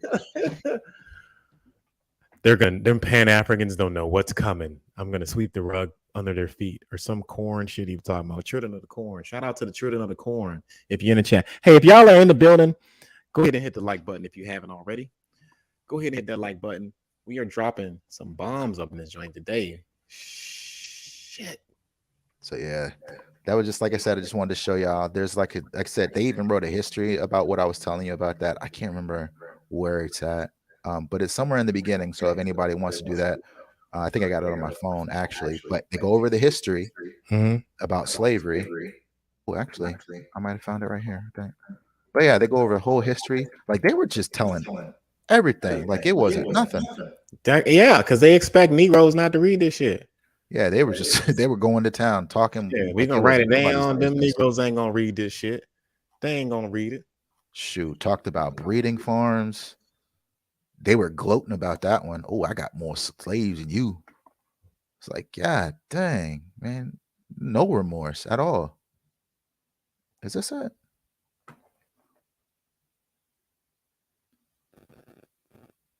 On slavery, American essays. So nope. But yeah, they even have oh, here. Let me do this. Egypt, Illinois. Where was it? Since everybody wants to say Egypt's in Illinois, and that's the real Egypt. What year? So pretty much newspapers debunk half of this shit. Y'all hear that? Y'all jive ass turkeys out there looking. They Let's know. see. 1870. So let's go down to 1870. There's just too many. Look at these results. And they love newspapers too. So And they skip Like, right over them. what are we looking at? Because I was on a Zoom, so I missed everything. Hey man, you gotta catch up, dog. We are swarthy copper. You missed it. We swapper copy colored over here, bro. Because on here Parthians. they even tell you why they named it Egypt, and they named it. I mean, they literally told you exactly what it was. But then people running around talking about, oh, there's, what do you say? There's like 19 Egypts, and like you can't name something after something else. I don't understand Right. that. Like there's a Martin Luther King in every state in the United States. Like streets, different statues and stuff in different countries where that person was in another country, but that country is showing respect to that person, and they take these things and turn them into something else. Yeah. This person was really in New Zealand. Oh, that's just people are revering them. They got Tourette's. They just say shit out loud. Tosh hijack. Just shut up, bro. What you talking about? You all loud, bro. It happened in reverse. Could you chill? Ain't nobody even saying. They flipped the map. How do you drive in the Turn map? it upside down. Like if you get in a car and you go, I'm sorry, man. If your map is really flipped, you get in a car and go north from, let's say, like Virginia, because they got, the I-95 goes north and south. So what's that? You got what, West Virginia? So if you go north and your ass ends up in North Carolina by going north, man, something wrong. That's crazy. Something is wrong. Taylor, it's 19 cities or towns in America with the name Egypt in it. I keep telling them I want to see them do Oh. the opposite of what their GPS is telling them to do. Go live. Look at this. Go live, get in your car, and don't follow what the GPS is telling you, and see if you can still get on. Look what I found. This is what I saw before. You're gonna drive right through a portal. You see that? In 1866. Looky what I found. How Southern Illinois came to be called Egypt. Yep. Huh. What does this say? The inquiry is frequently made by why is Southern Illinois called Egypt. The Belleville Advocate publishes a letter from gentlemen of St. Clair County on the subject, was written for publication in 1853, but was mislaid, by which is now produced for the first time, and which answers the question, the writer says. I have never seen the right reason assigned why Southern Illinois came to be called Egypt. Okay, so it's talking about that. Oh, I will tell you now. I will tell you how it became by that name. Okay, talk to me. In the early settlement of the Sangani country, as it was then called, before the counties of Sanganamon and Green were organized, there were several families who emigrated to these counties from St. Clair. Among the number was the old man Levy Day. Every spring, he returned in company with several others to this country to get seed corn. God damn, fucking corn, man. For 3 or 4 years after these counties were settled, the insects and frost so injured the corn that it would not answer for seed. The third year that Levy Day came down, he stopped at my father's house overnight and to get his seed corn. The same night, Governor Ford, John Mears, and David Blackwell stopped at my father's house. During the evening, Mr. Day remarked that he had come down to Egypt to buy corn every year. That idea so pleased Ford and Blackwell that they published it, and Southern Illinois had gone by the name of Egypt ever since. Dang, that's kind of a weird story to be originally Egypt. Shout out to the children of the corn. Hey, but either way, it's Egypt, so it's not African. So what they're trying to do is place the cradle of civilization, or what they call the cradle of civilization, the one of the greatest civilizations up there in North Africa. They're trying to say that was actually over here. This place is recent. The whole Egypt and Egyptians and all of that, that's brand spanking new. So Right. that doesn't make this the ancient world. Egypt is not even, if those people were alive today, they wouldn't know what the fuck Egypt was. Well, that's the thing. This is telling you right here when it was named. It wasn't called Egypt any before that. And this is what, 1853? Oh, so it's telling you exactly when they named it.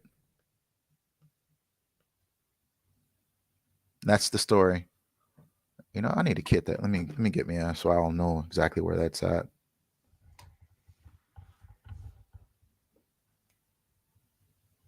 So if anybody wants, that is right there, this paper, and that's the story of how it became Egypt. And they read these things too. I don't think they 'Cause found this one. they don't care. They would get up. I don't know if he was around at the time. There was this moment where it was like a whole week. We were just taking the news articles from their background and then blowing it up and reading it on the live, and it's telling them that they're wrong, and they just didn't care about it. That is crazy. I need to probably do one. It's like, watch this. You need to listen to this. I need to do a video like that. Watch this. Listen. I told you. I told you this was the name. How's he do that? Oh, That's how David comes in with his videos. Does he do? oh yeah. Does he do a video himself, or is this all? No, he just makes copies of other people's shit, and then he just at the end he just don't say nothing. Yeah, He just he shake opened his head eyes like, up real wide. He points over, disappears from the screen, and come back. The whole thing, it's a yeah, I psychological killed like him. mind fuck. That's what it is. Them motherfuckers don't got no news, no evidence, no facts, no estimates, no receipts. Okay, I was none of wondering that because one shit. of his videos I looked at and I was like, man, I went and tried to find the video, and it was a dang Israelite video from 10 years ago. I was like, did you just repurpose an Israelite video? Oh, did he do his presentation yesterday Oh, or the day before? seen the presentation. There was this. It's the 6th, right? And what's today? Yeah, he's I'm supposed to be. excited to see I'm it. interested in what David. That's the only thing I want to see is what David. Yeah, I want to see that. What did he contribute to it? If anybody has David's presentation, we'd like to see it. Please bring it up to the table. We can go over it. You know. Yeah. Oh, I definitely want to see it because I know one live, somebody asked him a question. It was like, And, hey, what do you think about this? He's like, oh, let me show you this video. I'm like, what the hell? right. And look, I'm gonna say this while I'm on live on my YouTube right now. If any one of you jive ass turkeys want to come up and dispute anything that we talked about in volume 1, volume 2, and volume 3 of our massacre, come on in there. I'm gonna click the motherfucking link right now. Bring your ass up here right now with that jive ass turkey nonsense. And we only talking about facts, and do not come up here not sourced up. This is Death Row Source Award, y'all. We Suge Knight with all of this shit over here, okay? All right, go ahead, man. You go ahead and carry on. I had to get that off my chest. Yeah, I was looking to see, but yeah, I'd have to find the other one. But yeah, I'd love to do a piece with Spanish history and stuff because I'm really, the more and more I read into it, I notice there's a lot of stuff that I didn't even know either. I was finding stuff like I never knew about the dogs. That's just nuts. Yeah, man. I know about the dogs, but I ain't know like, Dude, that dog was a machine. Yeah. And I thought when you hear them saying like the dog got 20 of us and all that, I thought they were exaggerating. Like dogs are kind of crazy or whatever. It probably was a scary situation. No, this is before you have them actually breaking down like how the dog breed and all of that stuff. These are just like people who are descendants telling what their grandparents told them. Like they had this big ass dog that was after us. And it's like, yo, you really wouldn't think, but these dogs exist. Dogs was no So joke. it's not some shit that's impossible, but it's just it would make you think that somebody was exaggerating, but you wouldn't think like off the top of your head that somebody would sit there and use a dog like that. Because you look at dogs today, even those big dogs we still see now that 200, 300 pounds, they're just nice or whatever. They're not used for that, but you will still see that some dogs just don't like black people for some reason. And Yeah. They still got it in them. And look, man, like I was thinking the same way, man, until I read Bartholomew de la Casa's book, and it described how to use dogs, and my whole attitude about dogs changed after I read that shit. And all it did, like, you just added the cherry to the top when you brought out those dogs, and when you actually see what these Portuguese war dogs look like. Damn, man. Yeah, that was nuts. Like I thought, after looking at it and was like tearing apart, I was like, it must be a mastiff because that's the only thing that I know that they would breed to like fight like bears. Yeah. Mm-hmm. And I knew it wasn't a German Shepherd because I think that's German, and that's why they call it. They got dogs like that in Russia. Okay. Yeah, they got yeah. But I was like, it has to be some kind. I thought it was like maybe at first I said English Mastiff, but I was like, no, it can't be an English because those are in England for the most part. I think I'm not too great on those breeds, but I was like, it had to be some kind of Mastiff or like a wolf dog, like where they said like the big ones that I've seen somewhere. But I wouldn't have guessed it was that type of dog. 250 pounds, armor on. Gee. Yeah, I think they use both though. I want to say that they still use bloodhounds and shit. Yeah, They they, still they, they'll use a dog with a good nose, and then they'll have that one ready. Like yeah, let's go get them. that's where you get the whole term bloodhound. That's that origin of it, sicking them on the indigenous people. I can't even read that. That's That's how the they name. So that's the name of the dog thingy, but I can't. I can't read this. Conseil. So they have the newspaper. This is a Tucson. I'd probably have to translate it on my phone, but if anybody can see that. So I was typing in to see if they said anything about this breed of dogs in the newspaper. I've never searched it up, but I can't read this stuff.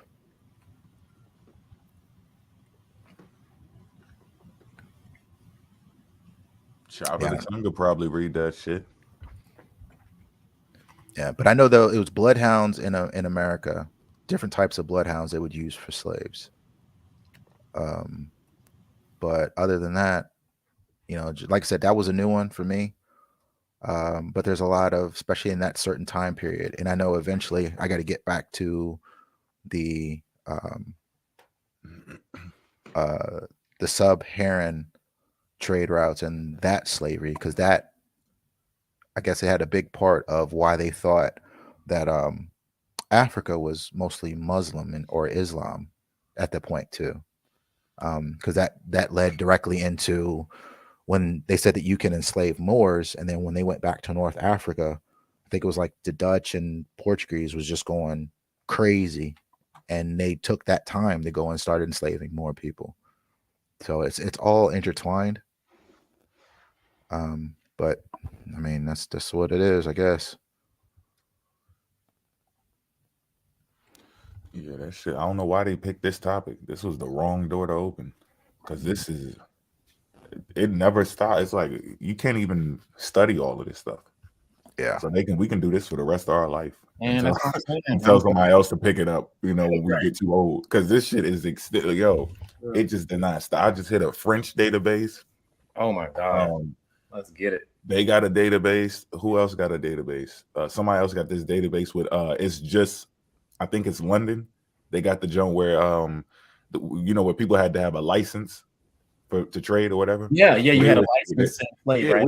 They jumping off the ship, 90 of them running, and they chasing them down through another part of Africa or another island or some shit, and they catching them like, okay, we got you, let me see your papers, boom, and then they let them take the slaves, and then the other dude, they chasing them all through the woods and shit, and then so the slaves escape from there too. So there's reasons why we ended up in a lot of places around the world. It's not just because we were the most smartest people in the world and we just started traveling all over the place. Some people were escaping from all over the place, and they weren't I don't think they were stopping slavery because they felt it was wrong.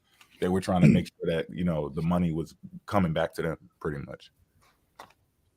So certain people couldn't do it. Why the hell would you need a license to slave? You got to slave trade the right way. This is how you got to do it. Yeah, it's got to be officially done right. There's regulations and rules to this shit now. Yeah, what? Come on, man. What? Well, a lot of it was pressure. That's why they feel confident saying that this shit wasn't that bad. Yeah, and a lot of it was pressure from other countries too. I know England, man, they were applying some heavy pressure, but and the bad thing is when you look at some of these newspapers, they would say that mostly all of the abolitionist stuff was funded by Britain or England. But the thing is when you look into Britain and England, the only reason why they wanted to do it is because when they banned slavery, they were like, oh, America's getting more powerful than us, we need to stop their production. Right. It wasn't because, oh, this is wrong. It was, hey, we need to stop their production. Like they got a strong work labor force. We have to dismantle that. Didn't we go over it in one of their books? They pulled it. We pulled that shit up, went over it, and we found that in there. We was looking for something else, and we found that they were in there saying, hey, what are we gonna do? Like, if we stop slavery, like what is our country is going to collapse. Everything is off slavery. 90% of everything we do is coming off of slavery or whatever. So they made that plan. Like, somebody was like, yo, I got a good idea. Yeah. And you know how dirty it was? And this is how dirty the whole thing was. Now, if you look back also into the newspaper, so what British was doing to them, Now you got in America internally, you had the North and the South. So the reason why the North was like, we need to stop this slavery. Well, they did the same thing. So the North, the only big reason they really wanted to stop it in the South is because the South was getting more powerful than the North.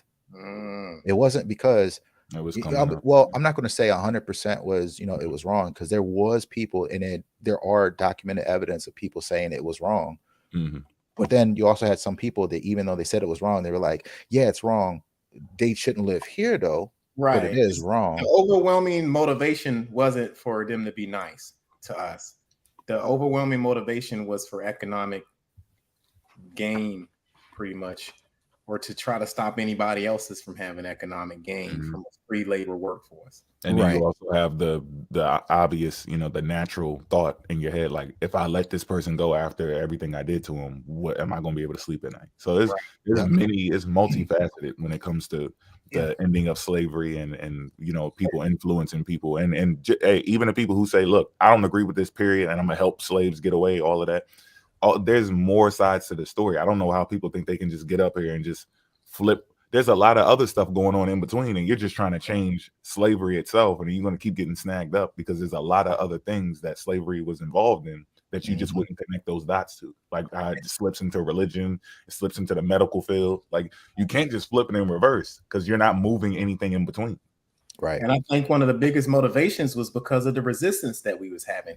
We just read in maroon colonies of South Carolina where we were establishing maroon colonies, and they were afraid of that. So they would send some of the indigenous to break that up. They was afraid of large groups of anybody forming an alliance. You know what I'm saying? So that's what they was afraid of, all of the rebellions and stuff that was going on too. I think that was one of the bigger motivations right there. Yeah, look at the black laws, or I'm sorry, the black code. Yeah. One of the things that people get in trouble was is conjugation. They didn't want anybody, Right. Their thing was they didn't want a lot of people being in one place. A lot of us being in one place.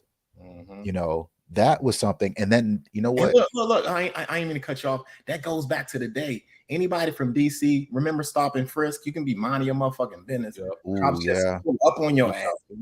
Ask you all types of questions. I'm from DC, Stan Road, right? And I was in the army visiting my mama and shit. I'm just out there hanging out. You know what I mean? Next thing you know, the jump out boys, that's what we call them, jump out on you. Whoop, whoop, whoop. Hands up. I'm like, yo, I'm a motherfucking United States soldier. You think they give a fuck? Nope. They didn't like large groups of people in one place. FBI agents, everybody. Yeah. They just pull up on you. Yeah, that's it. It's just it's weird. Like I said, looking at history, there's just so much, and that's why I was saying the other day, it's so much conflicting information. So it's hard. It's hard processing, and I guess a lot of people have trouble processing it because you start off by trying to hate something, but then you get a lot of conflicting information, and at the end of the day, you're like, what do you do? Because you had like the North, like I was saying before, you have the North saying, we're going to end slavery, and because you'll hear this a lot in political stuff, they'll say, oh, the Republicans or the Democrats or whatever it is. But they didn't end it on good terms. Majority of the time, it was they were getting stronger than us. We got to stop this. And the reason why, such as like Virginia, they really didn't have the land for the slaves. If they did, they probably wouldn't have been doing it like they were doing. So they switched off to breeding slaves and then selling it to the South. So it's a mess. The whole thing's a mess. Yeah, we're gonna clean it up. It's a big mess.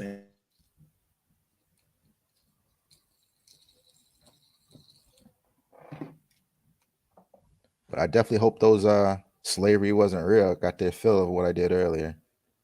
I hope they like that one if they watch it. So we are all in agreement that this is a continuation. It don't stop. Take that. Yeah, that shit was just promo, man. We can't stop.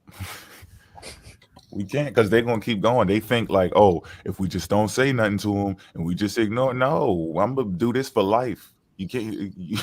There's no way in the world that you can just let somebody sit there and remember. We sometimes we because we keep trying to be considerate, and we always say it. I do it too, right? Where we say, all right, well, let me teach them something, or maybe they missed it, right? That's us just being nice. Then some of these people know exactly what I'll say the majority of them know what they're doing. They know if I can get my followers to believe what I'm saying, it doesn't matter that somebody can debunk me.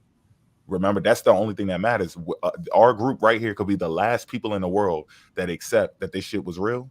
And if the majority of the world, see, they're playing a really evil game. They know that the truth does not matter. Now, I know that's going to sound crazy, but it doesn't in the mind of someone who thinks that the lie is true. If you think the lie is true, then what becomes the lie? The truth becomes the lie. And that's how we were deceived, even with religion. That's how we were deceived in the medical field. That's how we deceived, period, by people who, have these cult mentalities or just, warlord mentalities who want to create issues, chaos, and then use those people for your own personal motives or whatever. So that's what they're doing. They know, like, I got to play, as long as I play my part and I don't fold, I can, because what matters is the people. Signals all. I got 10,000 people believe in me, then I'm good.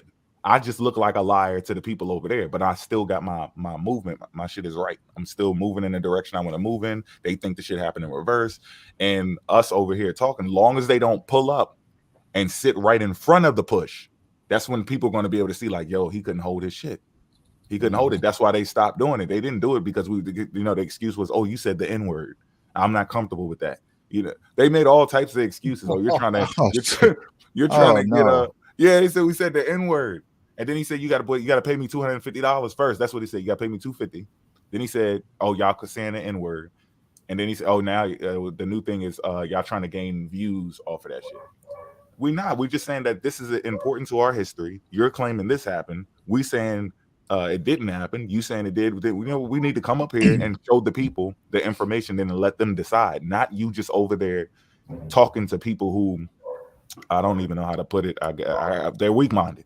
We got to be real. They're weak-minded, and you're harboring. You're like hiding weak people over there in a corner and not allowing any other information to get into their head. And that's how they have all of these people up here making the same mistakes that they're making. But I think the leaders are doing it on purpose. And then they just, they send them out like crash dummies, and they get up there and they post the same material and they're debunking themselves. They all just get up there and push their own shit in. Well, right. You know what? I'm not even gonna lie to y'all. This is one of the main things that the reason why I started saying something. I've been around a lot of places. I've been different countries in the South, North, in the Midwest now. When these people believe this lie like this, that there's no known history outside of TikTok that follows this or even entertains this. Mm-hmm. So when you have these young people going out thinking, oh, we're the Indians and all this other stuff, and you go to those places down in the South and you start saying that stuff outside of TikTok, or you go and try to take some land, it's going to turn out real bad for you. Like, it's real bad, especially with the history that, some of these southern states have, or some of these small towns have, or anything like that. These big TikTokers or whoever's pushing this message, or the leaders of it, are setting these people up really bad. Yep. Because that's not how the world operates. And I always tell them, you live in America, right? It wasn't that long ago where we were marching, or they were marching for civil rights and all that. And you really think you're going to go out there like, this land patent thing? Oh, we're going to take our land. From who? Who are you taking it from? You really think that's going to happen that way? I don't think so. And people actually believe in this like it's going to happen. And maybe I'm mistaken, but if their family members, all through history didn't do what they're doing now, they're going to face some really strong resistance outside of TikTok. And that's going to be outside of the community as well. And they're just setting them up. Mm-hmm. And that's the point. The top people know that, but they got some crash dummies out there that's actually going to get up there. They're gonna get out there and go, get themselves in trouble. Big trouble, yeah. But the ones, the ones sitting at the top, they know they ain't about to do nothing. They're gonna just sit on the internet and just talk like that. Some of them even said they don't even share the shit with their family. They're just manipulating people's minds on the internet. They don't even share the shit with their family. We were looking at them up there on the live, talking to a family member, and they're getting to know each other's ideals and their ideology. Like, yo, wait, that's your cousin or your brother, and y'all don't know that he's on the internet pushing this shit to hundreds of thousands of people. That's tough. That man said, "I'm not about to argue with my cousin on his live because his ideas and my ideas ain't the same, but I don't want to get into all that." I was like, "What? What?" Yeah, it's nuts. They can't believe it, bro, because it's important information. You run and get that to your family quick. That's why I find it hard to believe that. I was like, I know your parents ain't co-signing this. I know they're not. I might be naive, but there's not at all. Didn't that one boy said he talked to Lord's parents and his mom said I'm an African queen or something? Oh shit! Yeah, I forgot about that. Yo, that was funny. I apologize, man. I keep going in and out. My signal is just shot to hell, but the studio is carrying like just because I break up don't mean the studio's breaking up. So I'm like it'll carry you guys. So if you guys don't hear me, I appreciate y'all don't let this thing go into dead space and shit. Did y'all see that screenshot I sent y'all? You good. Yeah, I think I did. I gotta read it though. That was that long paragraph you sent. Was that you? Somebody got filleted by their family on their Facebook. Hold on. We gotta show that. Wait a minute. We gotta show that. Yeah. Can you put it up here? Can you put it? What is it? Is it a video, a link to a page or what? Yeah, somebody's Facebook that I found, and they got filleted by their family member talking about you weren't even there. They were talking to me about slavery, so they up on here on live talking about, yeah, we was Indians and all the other stuff. And they family member, their cousin was like, no, that's not what it is. So the cousin was like, you ain't no damn Indian. They ain't say that shit at the family end. They said that your grandma was like, she was telling us about slavery and you weren't there. You trying to put yourself in that position. Oh, shit. And then another one of the older generation, these are the people that are like my family. When you get to around 60 plus, they'll tell you how it is. They'll tell you something about yourself because they ain't going for it. They are not going for it. And the guy pretty much told him and the whole thing that everybody knows something's wrong with you. Yeah. You just on that tweaking. And well, I mean, that's what I don't feel sorry for. Because you out I here. don't see it, bro. I don't feel sorry for we done told you. Now, this is people's own family telling you they got fucking problems, and we trying to be nice until they get disrespectful. Like, but we know don't believe him. Deep down, these brothers need help. They seriously need help because there's no way if we were talking about the moon or something like that, it's understandable. That information speaks for itself. No one has to prove slavery happened. It's just someone has a fucking mental problem and they're passing that shit on to everybody else. So now we got to talk about shit that's already common knowledge. Right. But yeah, we do know they need, but that's their own family saying, look, bro, we already know you off. Yeah, because I don't want to put, daily business all on the thing, but that's why I sent you the thing. I got it on my Discord, the little conversation, but I need to get my ass on Discord. Yeah, my phone won't let me join none of that shit. Use the laptop. Huh? Nigga, I don't know how to do that. Type in Discord, create an account, and then type in his name. Oh, and so this for everybody that's in. So what I'm doing, I'm creating a Discord and I'm logging, all the information that I'm coming across, making the channels up and stuff like that. So eventually, I'm going to open it up so people can have like access to this information. They're going to have access to, proper documentation, stuff like that. And it's going to be like full stuff. I'm not cropping anything. I'm giving you websites, the documents, the books, all the stuff that you would get, because every time you see these cats, when they do it, it's always some kind of cropped up pictures.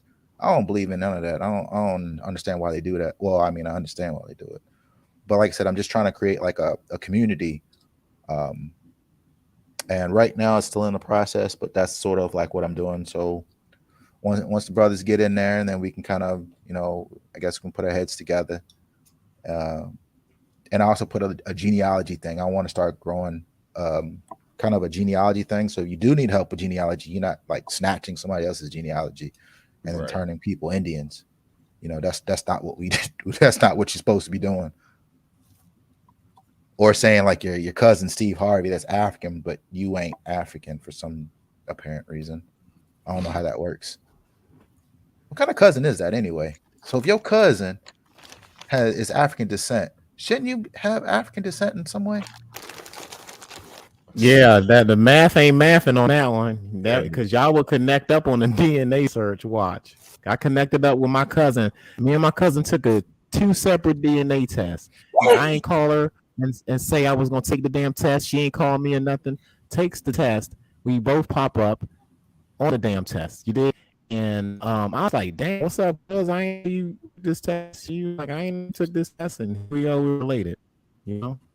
Oh, here. Well, before I turn this share off, let me show y'all something. So I Go ahead, went keep pushing it, and bro. Keep pushing it. so I'm about to put this dude on blast because for some strange reason, I don't know what's wrong with him, but this is the one I debunked talking about Steve Harvey is his cousin, right? I want y'all to see in real time what he wrote me. What is it? True, because he's making a docu series because he doesn't know who the people that were standing behind MLK. Martin Luther King. Yeah. Yeah. And I explained it to him and I showed it to him, and he was still asking me who they were. So I'm not gonna play the video because this video is really stupid. But this whole time he's trying to debunk me for I don't know why. But is it this one? Oh, I know he didn't delete my reply, did he? Did this motherfucker delete my reply? Hey, Oh man, I hope he he didn't. did. Oh, Yeah, they like no. hold on. Really, No, Can't say yeah, I'm surprised. I'm on there. Hold on. I see it on my phone. Let's see. that's funny. Newest. So did they all? Oh, here it is, right here. Okay. So, wait a minute. Did this motherfucker delete my shit? No, I can see it on my phone. So why isn't? Okay. So anyway, this is his reply. Oh, because I had put it's been posted, and thanks for the information that Steve Harvey is your blood cousin. I really hope you put both videos in your docuseries. And I put man, you cats are a strange breed. So he put, yeah, dude, I saw your weak ass response, and I'll get to it when I get time. You're a whole joke. You're not my priority. Getting this docuseries ready is my priority. But your reply was so weak. LOL and FYI. They attach African to any of us people of color, but but you do know civil rights wasn't that long ago. And I guess it's supposed to be a lot of those elders are still living, right? And they identify as Indians. Fuck. We will get into all that in the docuseries, but I'm gonna use another way to respond to your videos when I do. Your comedy, you think you be eaten in your videos. Can anybody translate He that had for a, me? he had a lot to say. He was there's a lot of thought on that plate. Yeah. Yeah. Can anybody translate what he said to me?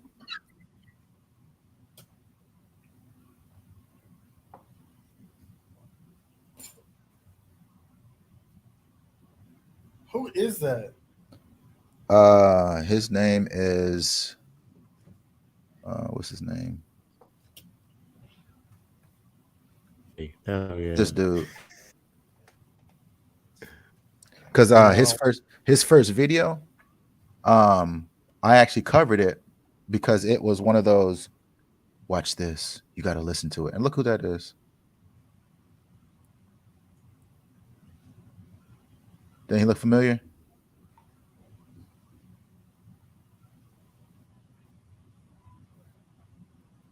Oh shit. That's Wild Indian Council. Yeah, Mr. White Eyes. And I was wondering because after my last reply to him, or one of the things I did to him, that dude comes out of nowhere. This document dude came out of nowhere. And I was like, man, I beat the colonizer so much out of him that he got his buddy to come back. That's crazy. But yeah. So I'm guessing he's I don't know why. But yeah. So he's eventually going to respond, and I can't wait to see that one. And for someone being, I think he's like, I saw his Facebook too. He said he was born like 1977, so he's, what is that, 4 years older than me? Old enough to know better. Yeah. And then don't. I don't have any kind of chill with people that are older than me because you should know better than this. Yeah, you should. And if you're in your 40s, yo, mid 40s, you should know this shit. You should have foundation at least. You shouldn't be walking around saying you were Indian. Like, that should not make sense to you at this age in your life. The people that you hear this shit from are usually the 20-year-olds, 30s, people who might have been a product of all this African American studies getting taken out of the school system all of those years. You know what I'm saying? Those are the people we're hearing from now. But if you like, you should know this shit by now. You dig what I'm saying? Like, because when I was coming up, we wasn't hearing anything about we were the Indians. It was definitely a clear separation. We was rocking fucking African medallions to the Myanmar shit like that when I was coming up. What the fuck happened? It was Black Power. Yeah. That's what we was doing. It was Black Power back then. You know, Malcolm X movies and shit was out. We knew the fuck we were from. You had Glory, the movie Glory, all that shit. Yeah. Mike a little bit muted, Mo. Yeah, I was saying the most I heard was we was everywhere and all that type of shit. I ain't the whole you're erasing complete like history that's already solidified. It's already set, and they're trying to remove it. It was people were just expanding things like, oh yeah, we was here before Columbus and this, and and this shit went way too far. Yeah, it kind of grew like because I was like the we were everywhere thing. That was kind of like, all right, it kind of stopped. It was like, all right, we were everywhere, and as a Pan-African, it was like, all right, all right, I see that, there were no arguments. And then all of a sudden, like you said, it just got anti-African. They wanted to sever the African. And you got these two young brothers on the video and read something that says African and said, we're going to cut the African out of it. What's wrong with y'all dumb niggas? I don't get it. So here, look, let me play 10 seconds. Y'all got to hear how crazy this sounds.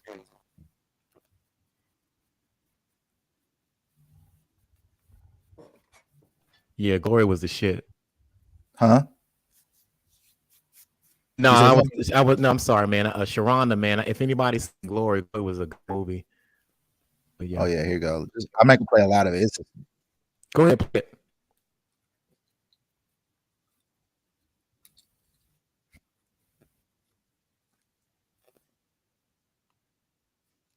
Can y'all hear it? Can y'all hear it?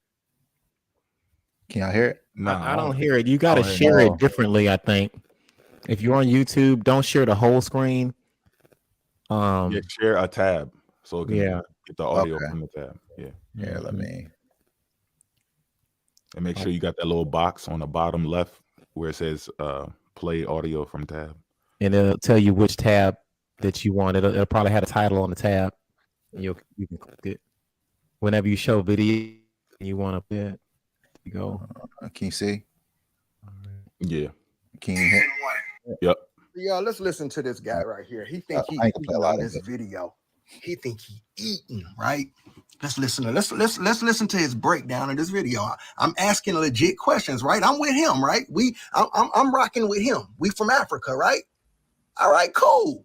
Well, this is the Indian Civil Rights Act. It's nicknamed the Indian Civil Rights Act, and I'm African, all right? I'm rocking with you on that. But who the fuck are those Indians, nigga? Who the fuck are those Indians? That's all I'm asking. Let me see if he answers that question. Let's see. 1968. The question still remains. If we're all African and we all come from Africa. If we're all African, as these niggas love to say, these pro-black niggas and these Pan-African niggas, all life comes from Africa, my nigga. Everybody comes from Africa. Cool. I'm with you, my nigga. We all African, nigga. That should say the Indian Civil Rights Act, nigga. It was nicknamed, right? So yeah, I'm not gonna keep playing that, but yeah, he does that through the whole 16 minutes. And ain't say nothing. Ain't really say nothing. He didn't say anything. If life came from Africa, if we all African, then what's the Indian?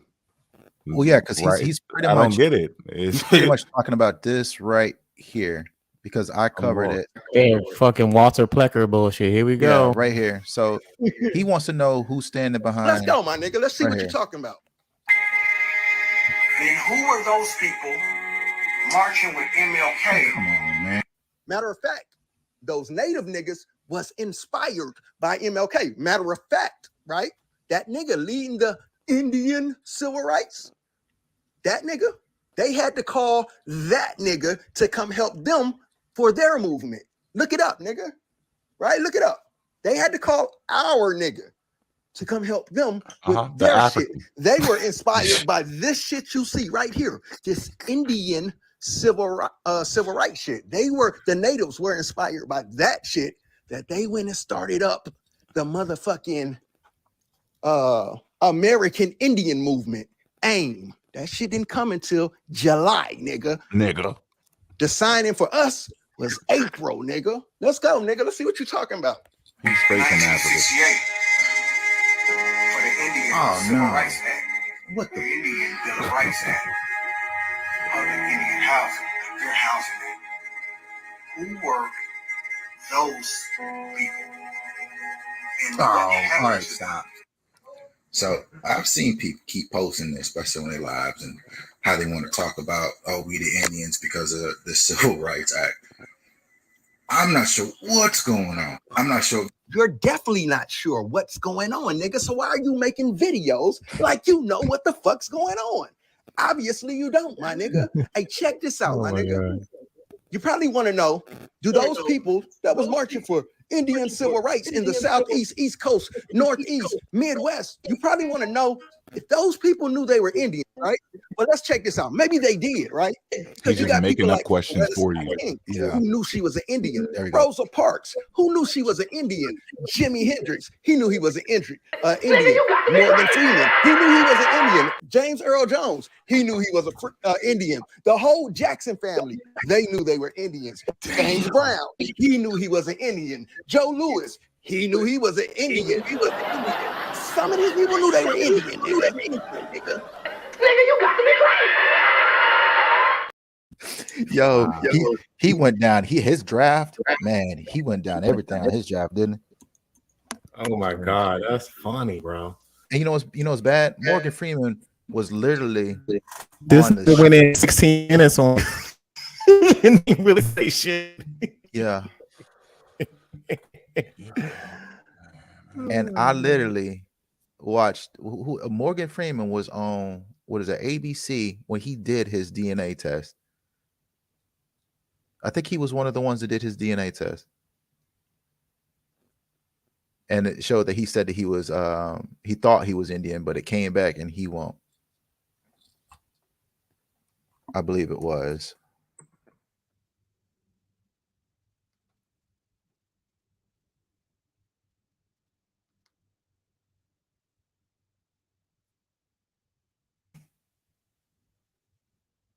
Well, look at that.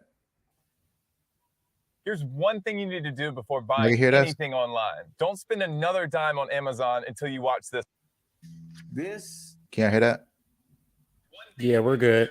Document is dated January 6th, 1866. He was naming Morgan Freeman. Where is it? Now look, right there.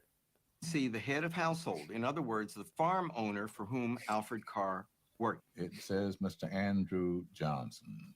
And this same Johnson family owned your great-great-grandmother, Seeley Johnson.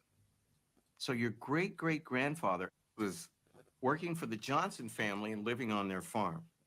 And Morgan having children with one of their slaves, which meant that any and all children that she bore were their property as well. How does it make you feel? Well, I don't know, really. So then, not only do that, just stood by right while Seeley around, Johnson and their 8 children were held in slavery for years. Why did she? I think it's Who here. made these headstones called her Seeley Carr. When we look back at the records, Carr land. Well, somewhere on here, he actually look what we found. Would you mind repeated his DNA test on here. Scrapbook to 18? So this is Morgan Freeman knew he was an Indian, and he said it, but I'm pretty sure. There's no getting around that. No. Is there any way to get around that? Nope. Actor Morgan Freeman is fascinated by his family history. He's traced his ancestry all the way back to his great-great-grandmother, Seeley Johnson, who was black, and his great-great-grandfather, Alfred Carr, who was white. We wondered if Seeley Johnson had been a victim of sexual exploitation, like so many other black women back then. So yeah, so we were surprised. This dude, instead of just snatching people, they don't. It's ridiculous. It's absolutely ridiculous.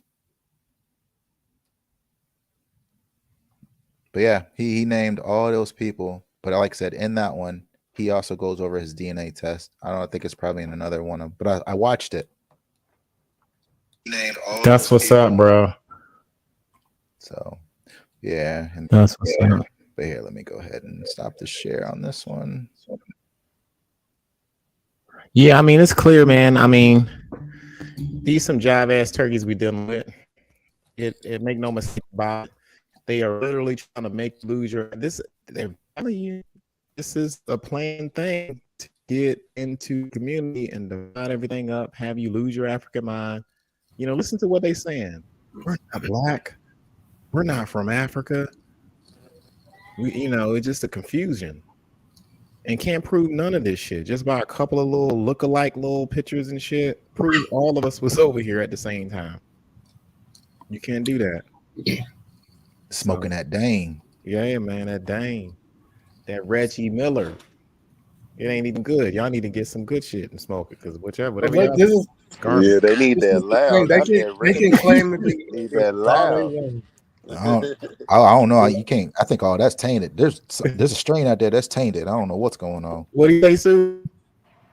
I said they can claim to be Indians all they want, and that they're not from Africa.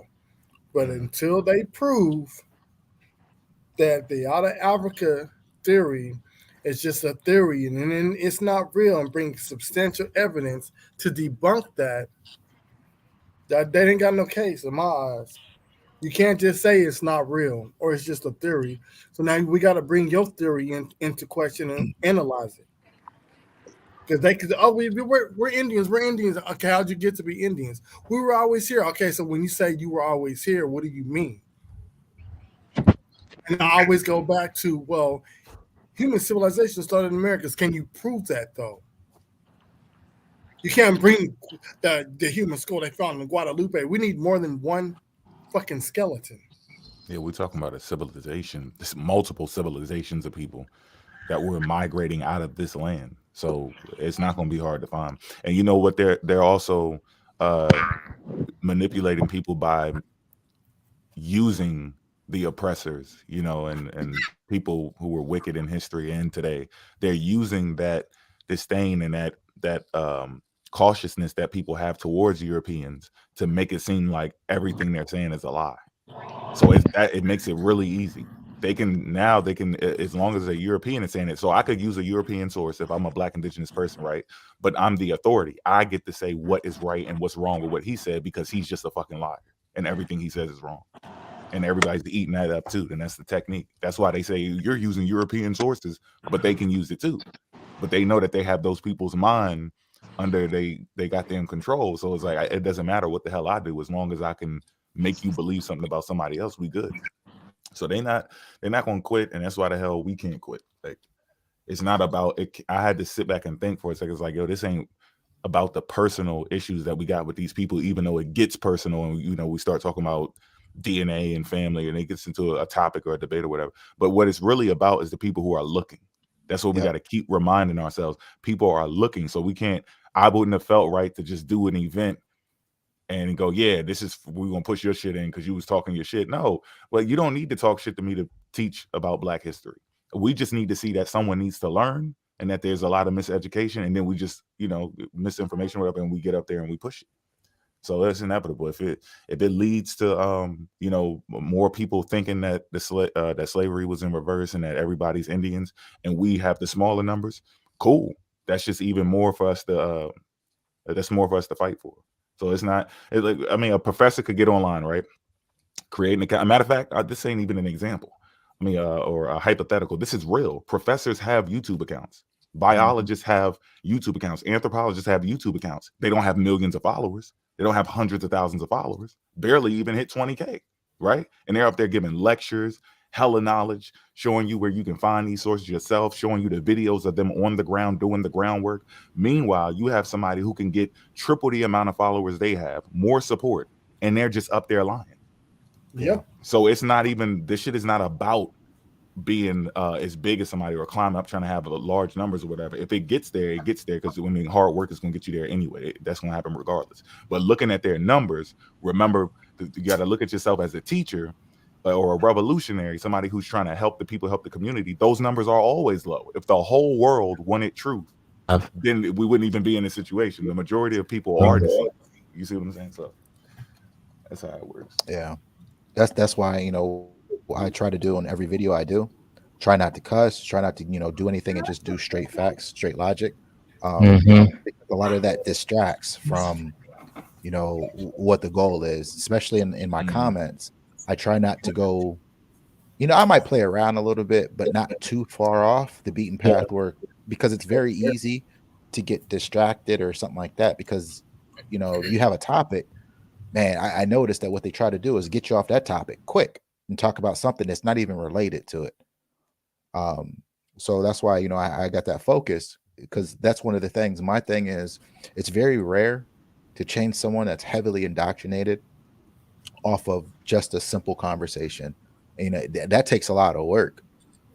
So one thing you know, same thing, you know, what you said is, one thing that I do is I always think about anybody that comes across my post that's confused, on the fence, that doesn't know how to process some things. They might hear something that I said that snaps them back into reality for the most part. And that's what I go for. Right. Because it's never for, like I said, it's never for that person. You're not really going to change somebody's mind. You know, just, it's really rare. I mean, it can happen, but it's really rare. Especially like this. Because I'm pretty sure he really still thinks that Steve Harvey's his cousin. I mean, that could be 100% true. But I had somebody tell me that, oh, Steve Harvey was just lying for the man. It's like, you really think he's going to go to Africa, to Ghana, take it on video, be on everything smoking, plus all his stand-ups he's ever done, that he's never really talked about Indian, Native American. He's talked about Black people, Africa. And you really think he went to Africa to door no return and was crying, man, because it was hit him emotionally. Y'all remember that? Yeah. Yeah, like, come on, yo. What the fuck is they talking And that's about? what I'm saying. It's like, you really think somebody hit me with that on my comments. Oh, well, he's faking for the man. You really think he's going to do that much of a show? Really? That shit really hits you. When you go to that shit hits you a certain way. I'm telling you, I've talked to people that have been there. It just, something about going through that fucks you up. Bro, the memorandum says they need to disconnect them from Africa. That's what it says. So disconnect. They would want you to. It's better that you think you're an Indian and disconnect from Africa. Like, that history, that's what makes them nervous. And what held up? And what did they say? Like, what when they read that African shit, Mo? What did they say? We gotta cut the African part out of it. We gotta. It said disconnect you from. Metaphysically. Meaning losing your African mind. Meaning it's required for you to lose your African mind for this shit to work. And that's why it goes back to what I've been telling. And then now they're doing it to themselves. Like you said, they just say, oh, when I see African, I just cut it out. You're doing exactly what he wants you to do. Every time you see African, you disconnect. You see an African get on your page or on your panel, you're like, oh yeah, what are you? You checking and see if I'm an African. I'm African. Well, why you here? Because I'm up here to talk to my people. What's up? What are we doing? But he's an African. I got to disconnect from you. Massa said that me and you got to be disconnected. You see the question they asked me, right?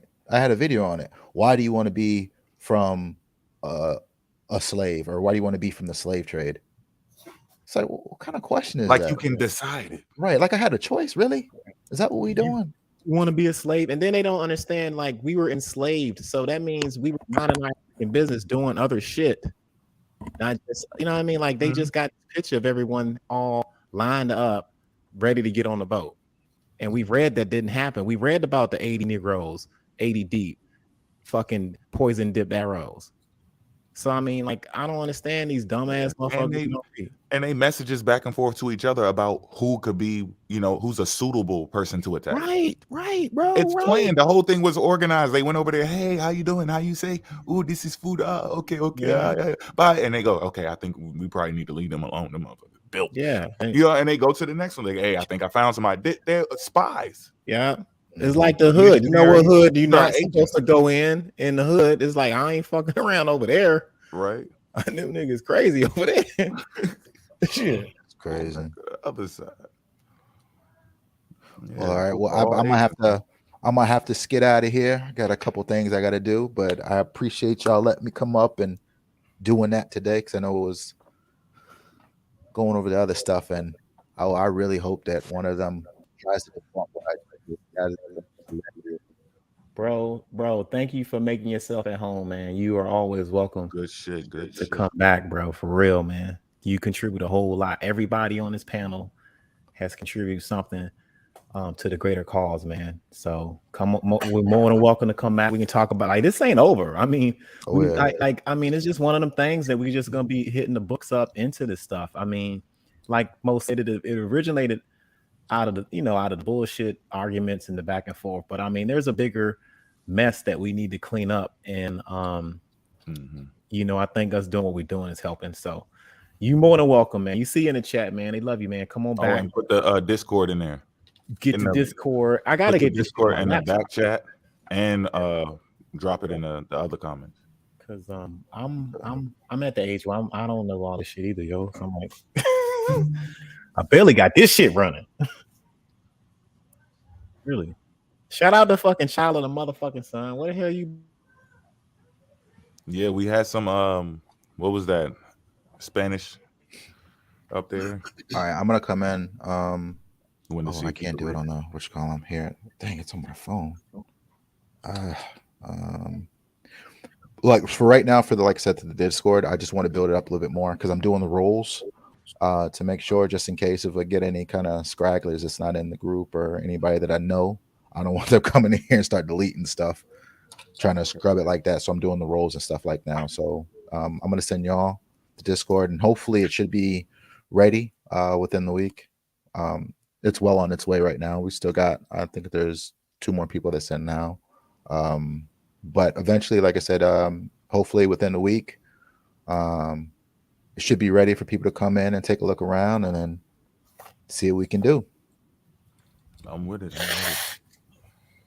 But all right, everybody, y'all have a good one.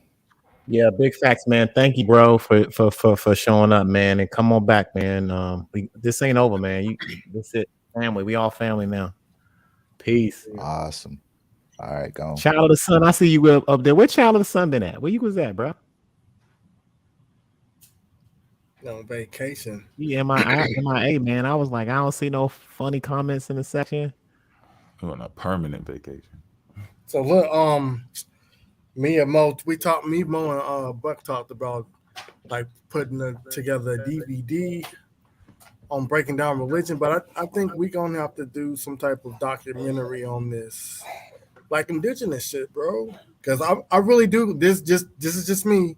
I really feel like the top people that's part of this Black indigenous shit are really part of Memorandum 46. That's just my personal opinion.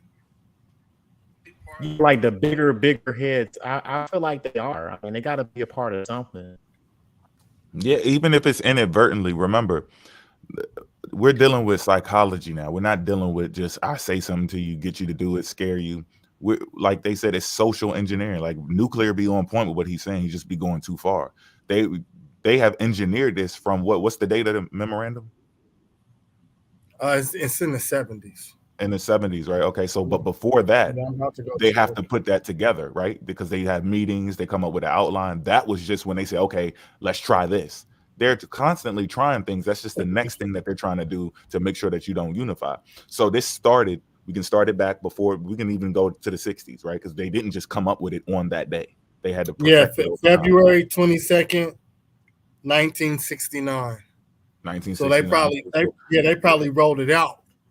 Right, and now this information that could be coming out, because I'm starting to see that shit on YouTube too. Like there's white people coming out saying, yeah, the Romans were all black. Like, come on, bro. What is you talking about? You know damn well that shit ain't true. So it's deeper than just our people becoming agents, right? If they got enough agents to put out a misinformation, they can inadvertently become an agent. You see what I'm saying? You're already misled. I'm not giving you all your history anyway. I only give you a little bit, and your parents and grandparents supposed to do the rest, and they don't even do that, right? So, or they just know, or they like seeing Negroes confused, and they just adding to it, like, oh yeah, I work. You know what I mean? Like, like there's slick shit behind. They all naturally know that they gotta create division. A bunch so of useful. So I just want to be clear, like when we say agent, I don't care if you ain't signed no paper. Like you still can be an agent, even if you're following that memorandum and it's by accident, by mistake, because of you being delusional or got a mental problem, you still an agent. And then you got some people who actually signed up for the shit. I really believe that they probably got badges. You got actual agents and you got useful idiots that use the agent behavior that don't even know that they're a useful idiot. And this is a real term in CIA called useful idiots, shit like that, right? That's they miss educated information that's not right, and they just spread it around, like not knowing they're just spreading shit around, and it just goes around, just like these TikTok apps. Is the misinformation just regurgitated, spit out, and when you look, like, take a look at these videos when they come out and they paste them or post them, it's always somebody else's shit that somebody else has said. They're never opening. It's rare that you see somebody actually opening up a book and trying to source the book. Rarely, yeah. It's always here we go with this shit. It's always a copy and paste video they got from somebody else, or audio from Jane County, or audio from fucking. I mean, yeah, we actually be putting in work. Shit, man. I was just thinking about that, dog. I was like, yo, we on volume 3. We on part 3. It's like, he done fucking went in. I mean, I got books all around right now, fam. Like, y'all understand the scene at the house. I'm sure everybody can relate where you got books everywhere. You got highlighters and you just into this shit, yo.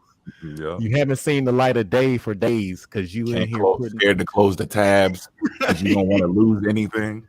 Yo, yeah, like, my laptop automatically closed my shit twice. Just restarted itself. Yeah, it said I can't take this. It's like, whoa, all load, information load.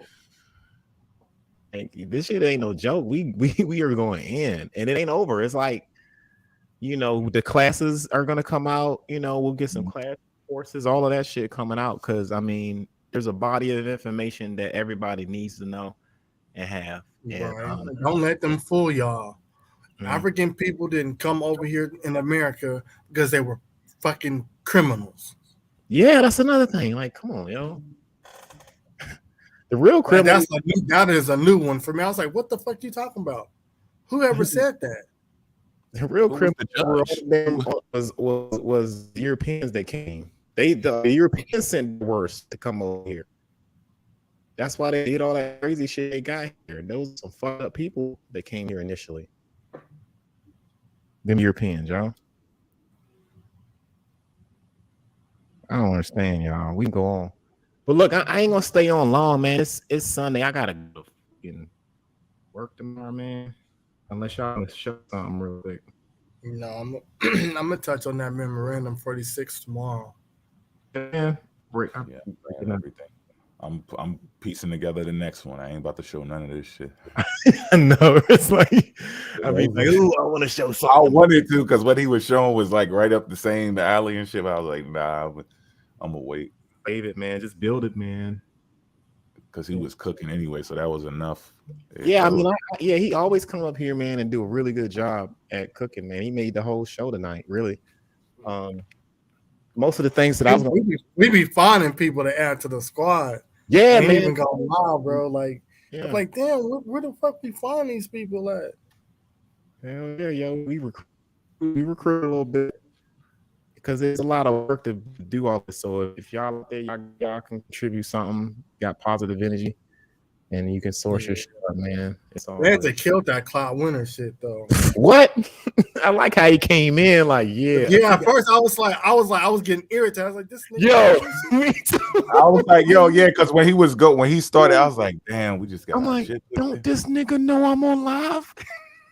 I said, yo, but I was going to humble myself though. I was like, yo, just leave it alone. If it is what it is. Just go back, double check it, make sure. Man, Vance brought that shit out. I was like, he brought that shit back around. I was like, okay, good, good. Because I know Yusuf was gonna be like, yeah, nigga, bow down. That shit was clean, boy. Damn. He was being honest though. That's honesty. That's how that shit goes. Yeah, I like that. Yeah, I like that, yo. He just missed something. That's why I say Clyde Winters. I wouldn't even say like he an agent. I would say I think he just missed something. He got excited because it got me too. And then Vanta had to explain some shit to me, and I was like, oh, okay, I see what you're saying. And I had to get updated with the information because I was thinking about the South America, or what was it, South America, wherever they found the ones where they did the cranial morphology shit. I was saying the same thing, and Vanta had to break that down. Like, no, this is how they do it now because they've seen that people's faces is not how you can, like, the DNA can be different. I can put your face together all I want to and talk about muscle tissue and all that shit, but what the hell does that got to do with DNA? That's how they do the same shit today too. They'll look at somebody from Indonesia, they'll look at somebody from Australia, like, yep, that's me. Right on, y'all. I've been doing this freaking laundry. I'm almost done. Hell yeah.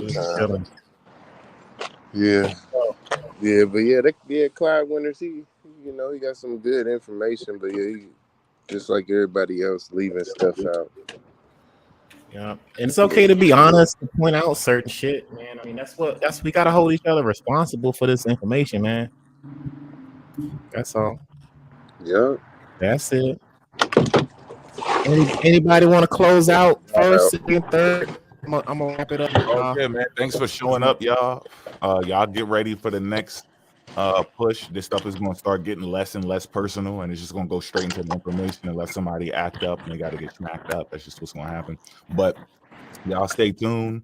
Y'all get ready to download some of this material because we obviously, you see, Rob and me, we both got this vision with the archive. We both are trying to create an archive, so we'll get with him to see how he's going to do this, so this information can be available for people to download it and keep it for your family. You know what I'm saying? Or pass it to people that is not connected to the slave trade. Pass it around for nothing to show support. Like, hey, I got this document. I wonder if you wanted to have it, whatever. Talk to your family, friends, anybody, and just keep that shit moving because they moving.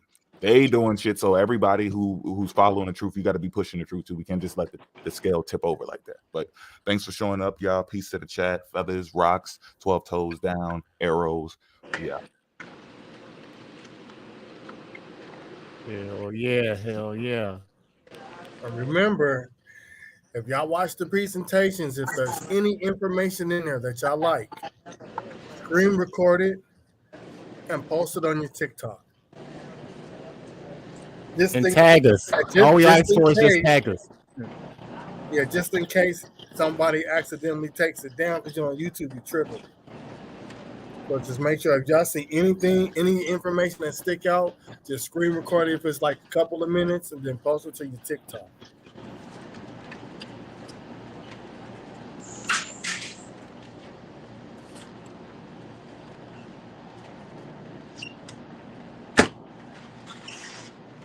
Yeah, I was about to say peace to everybody. I know I wasn't able to say much this time because I've been doing stuff, but I'm probably about to go to the crib and look into this R haplogroup stuff. And that's about it. Everybody have a great night. And I enjoyed Mr. Robinson's stuff as well. But peace to everyone.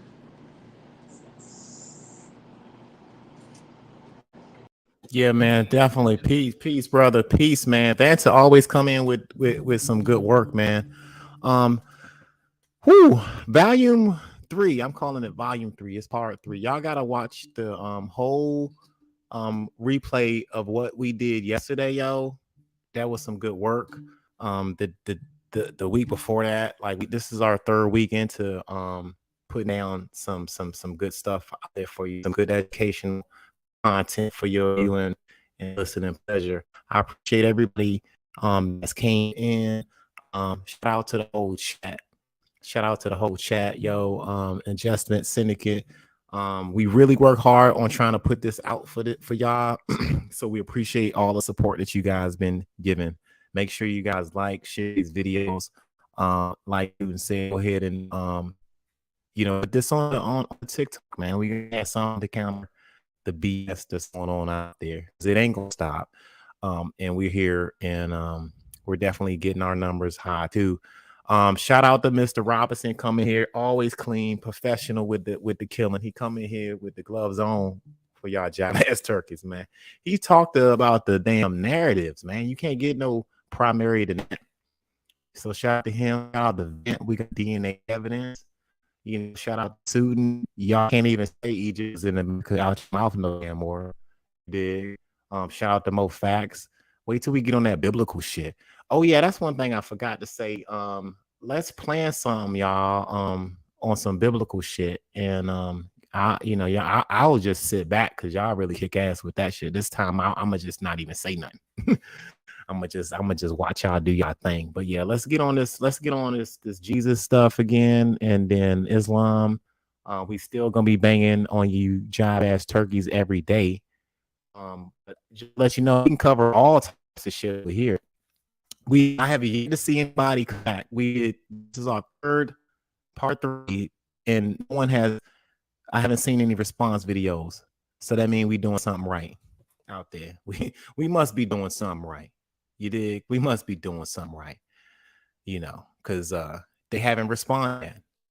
We put out heavy body of evidence, yo. A heavy body of evidence already. And these job ass turkeys not on for part 1.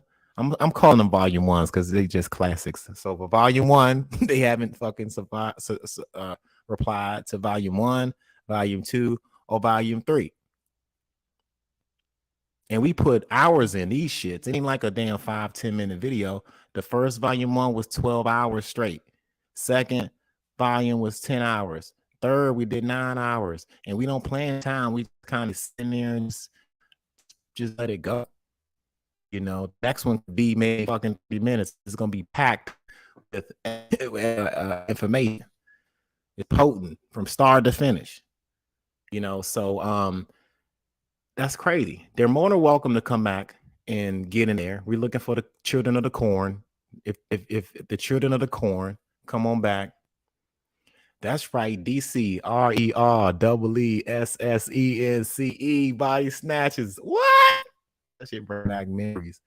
But yeah, they don't know. That's right. The body snatch. Body snatcher. I don't know about that.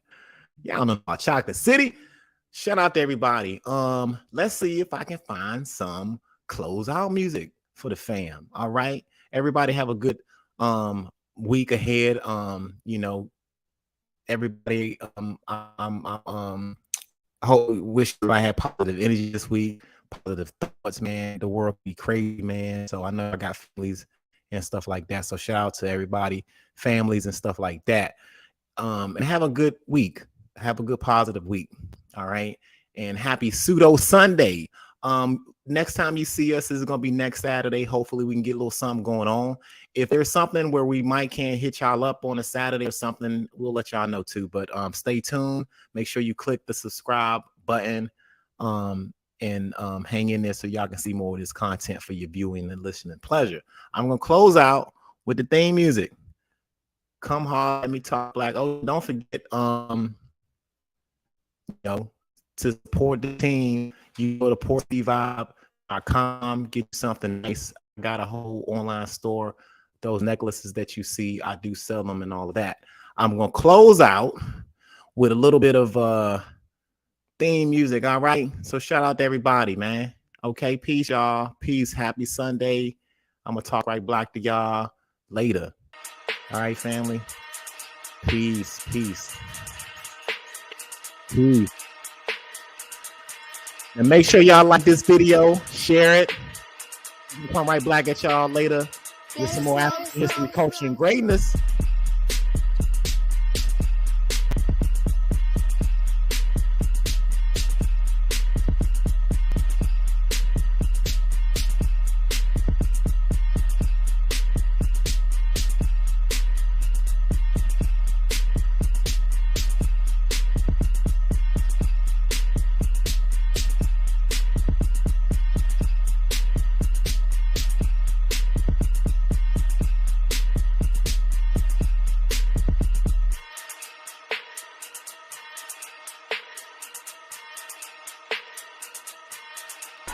I ain't scared of you motherfuckers.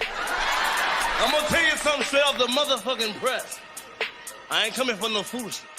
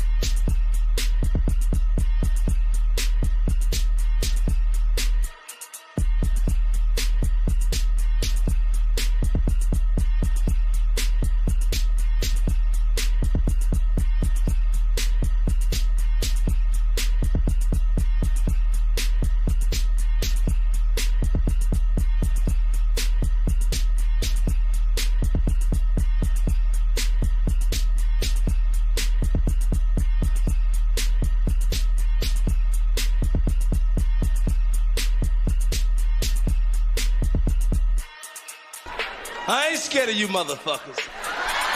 I'm gonna tell you something straight off the motherfucking press. I ain't coming for no foolishness.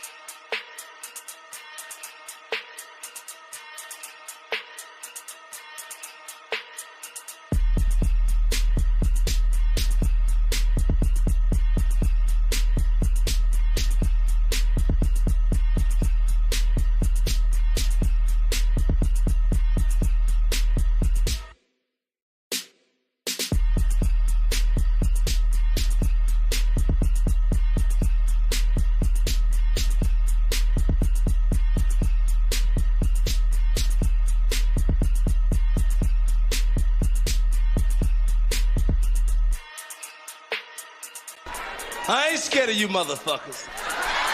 I'm gonna tell you something straight off the motherfucking press. I ain't coming for no foolishness.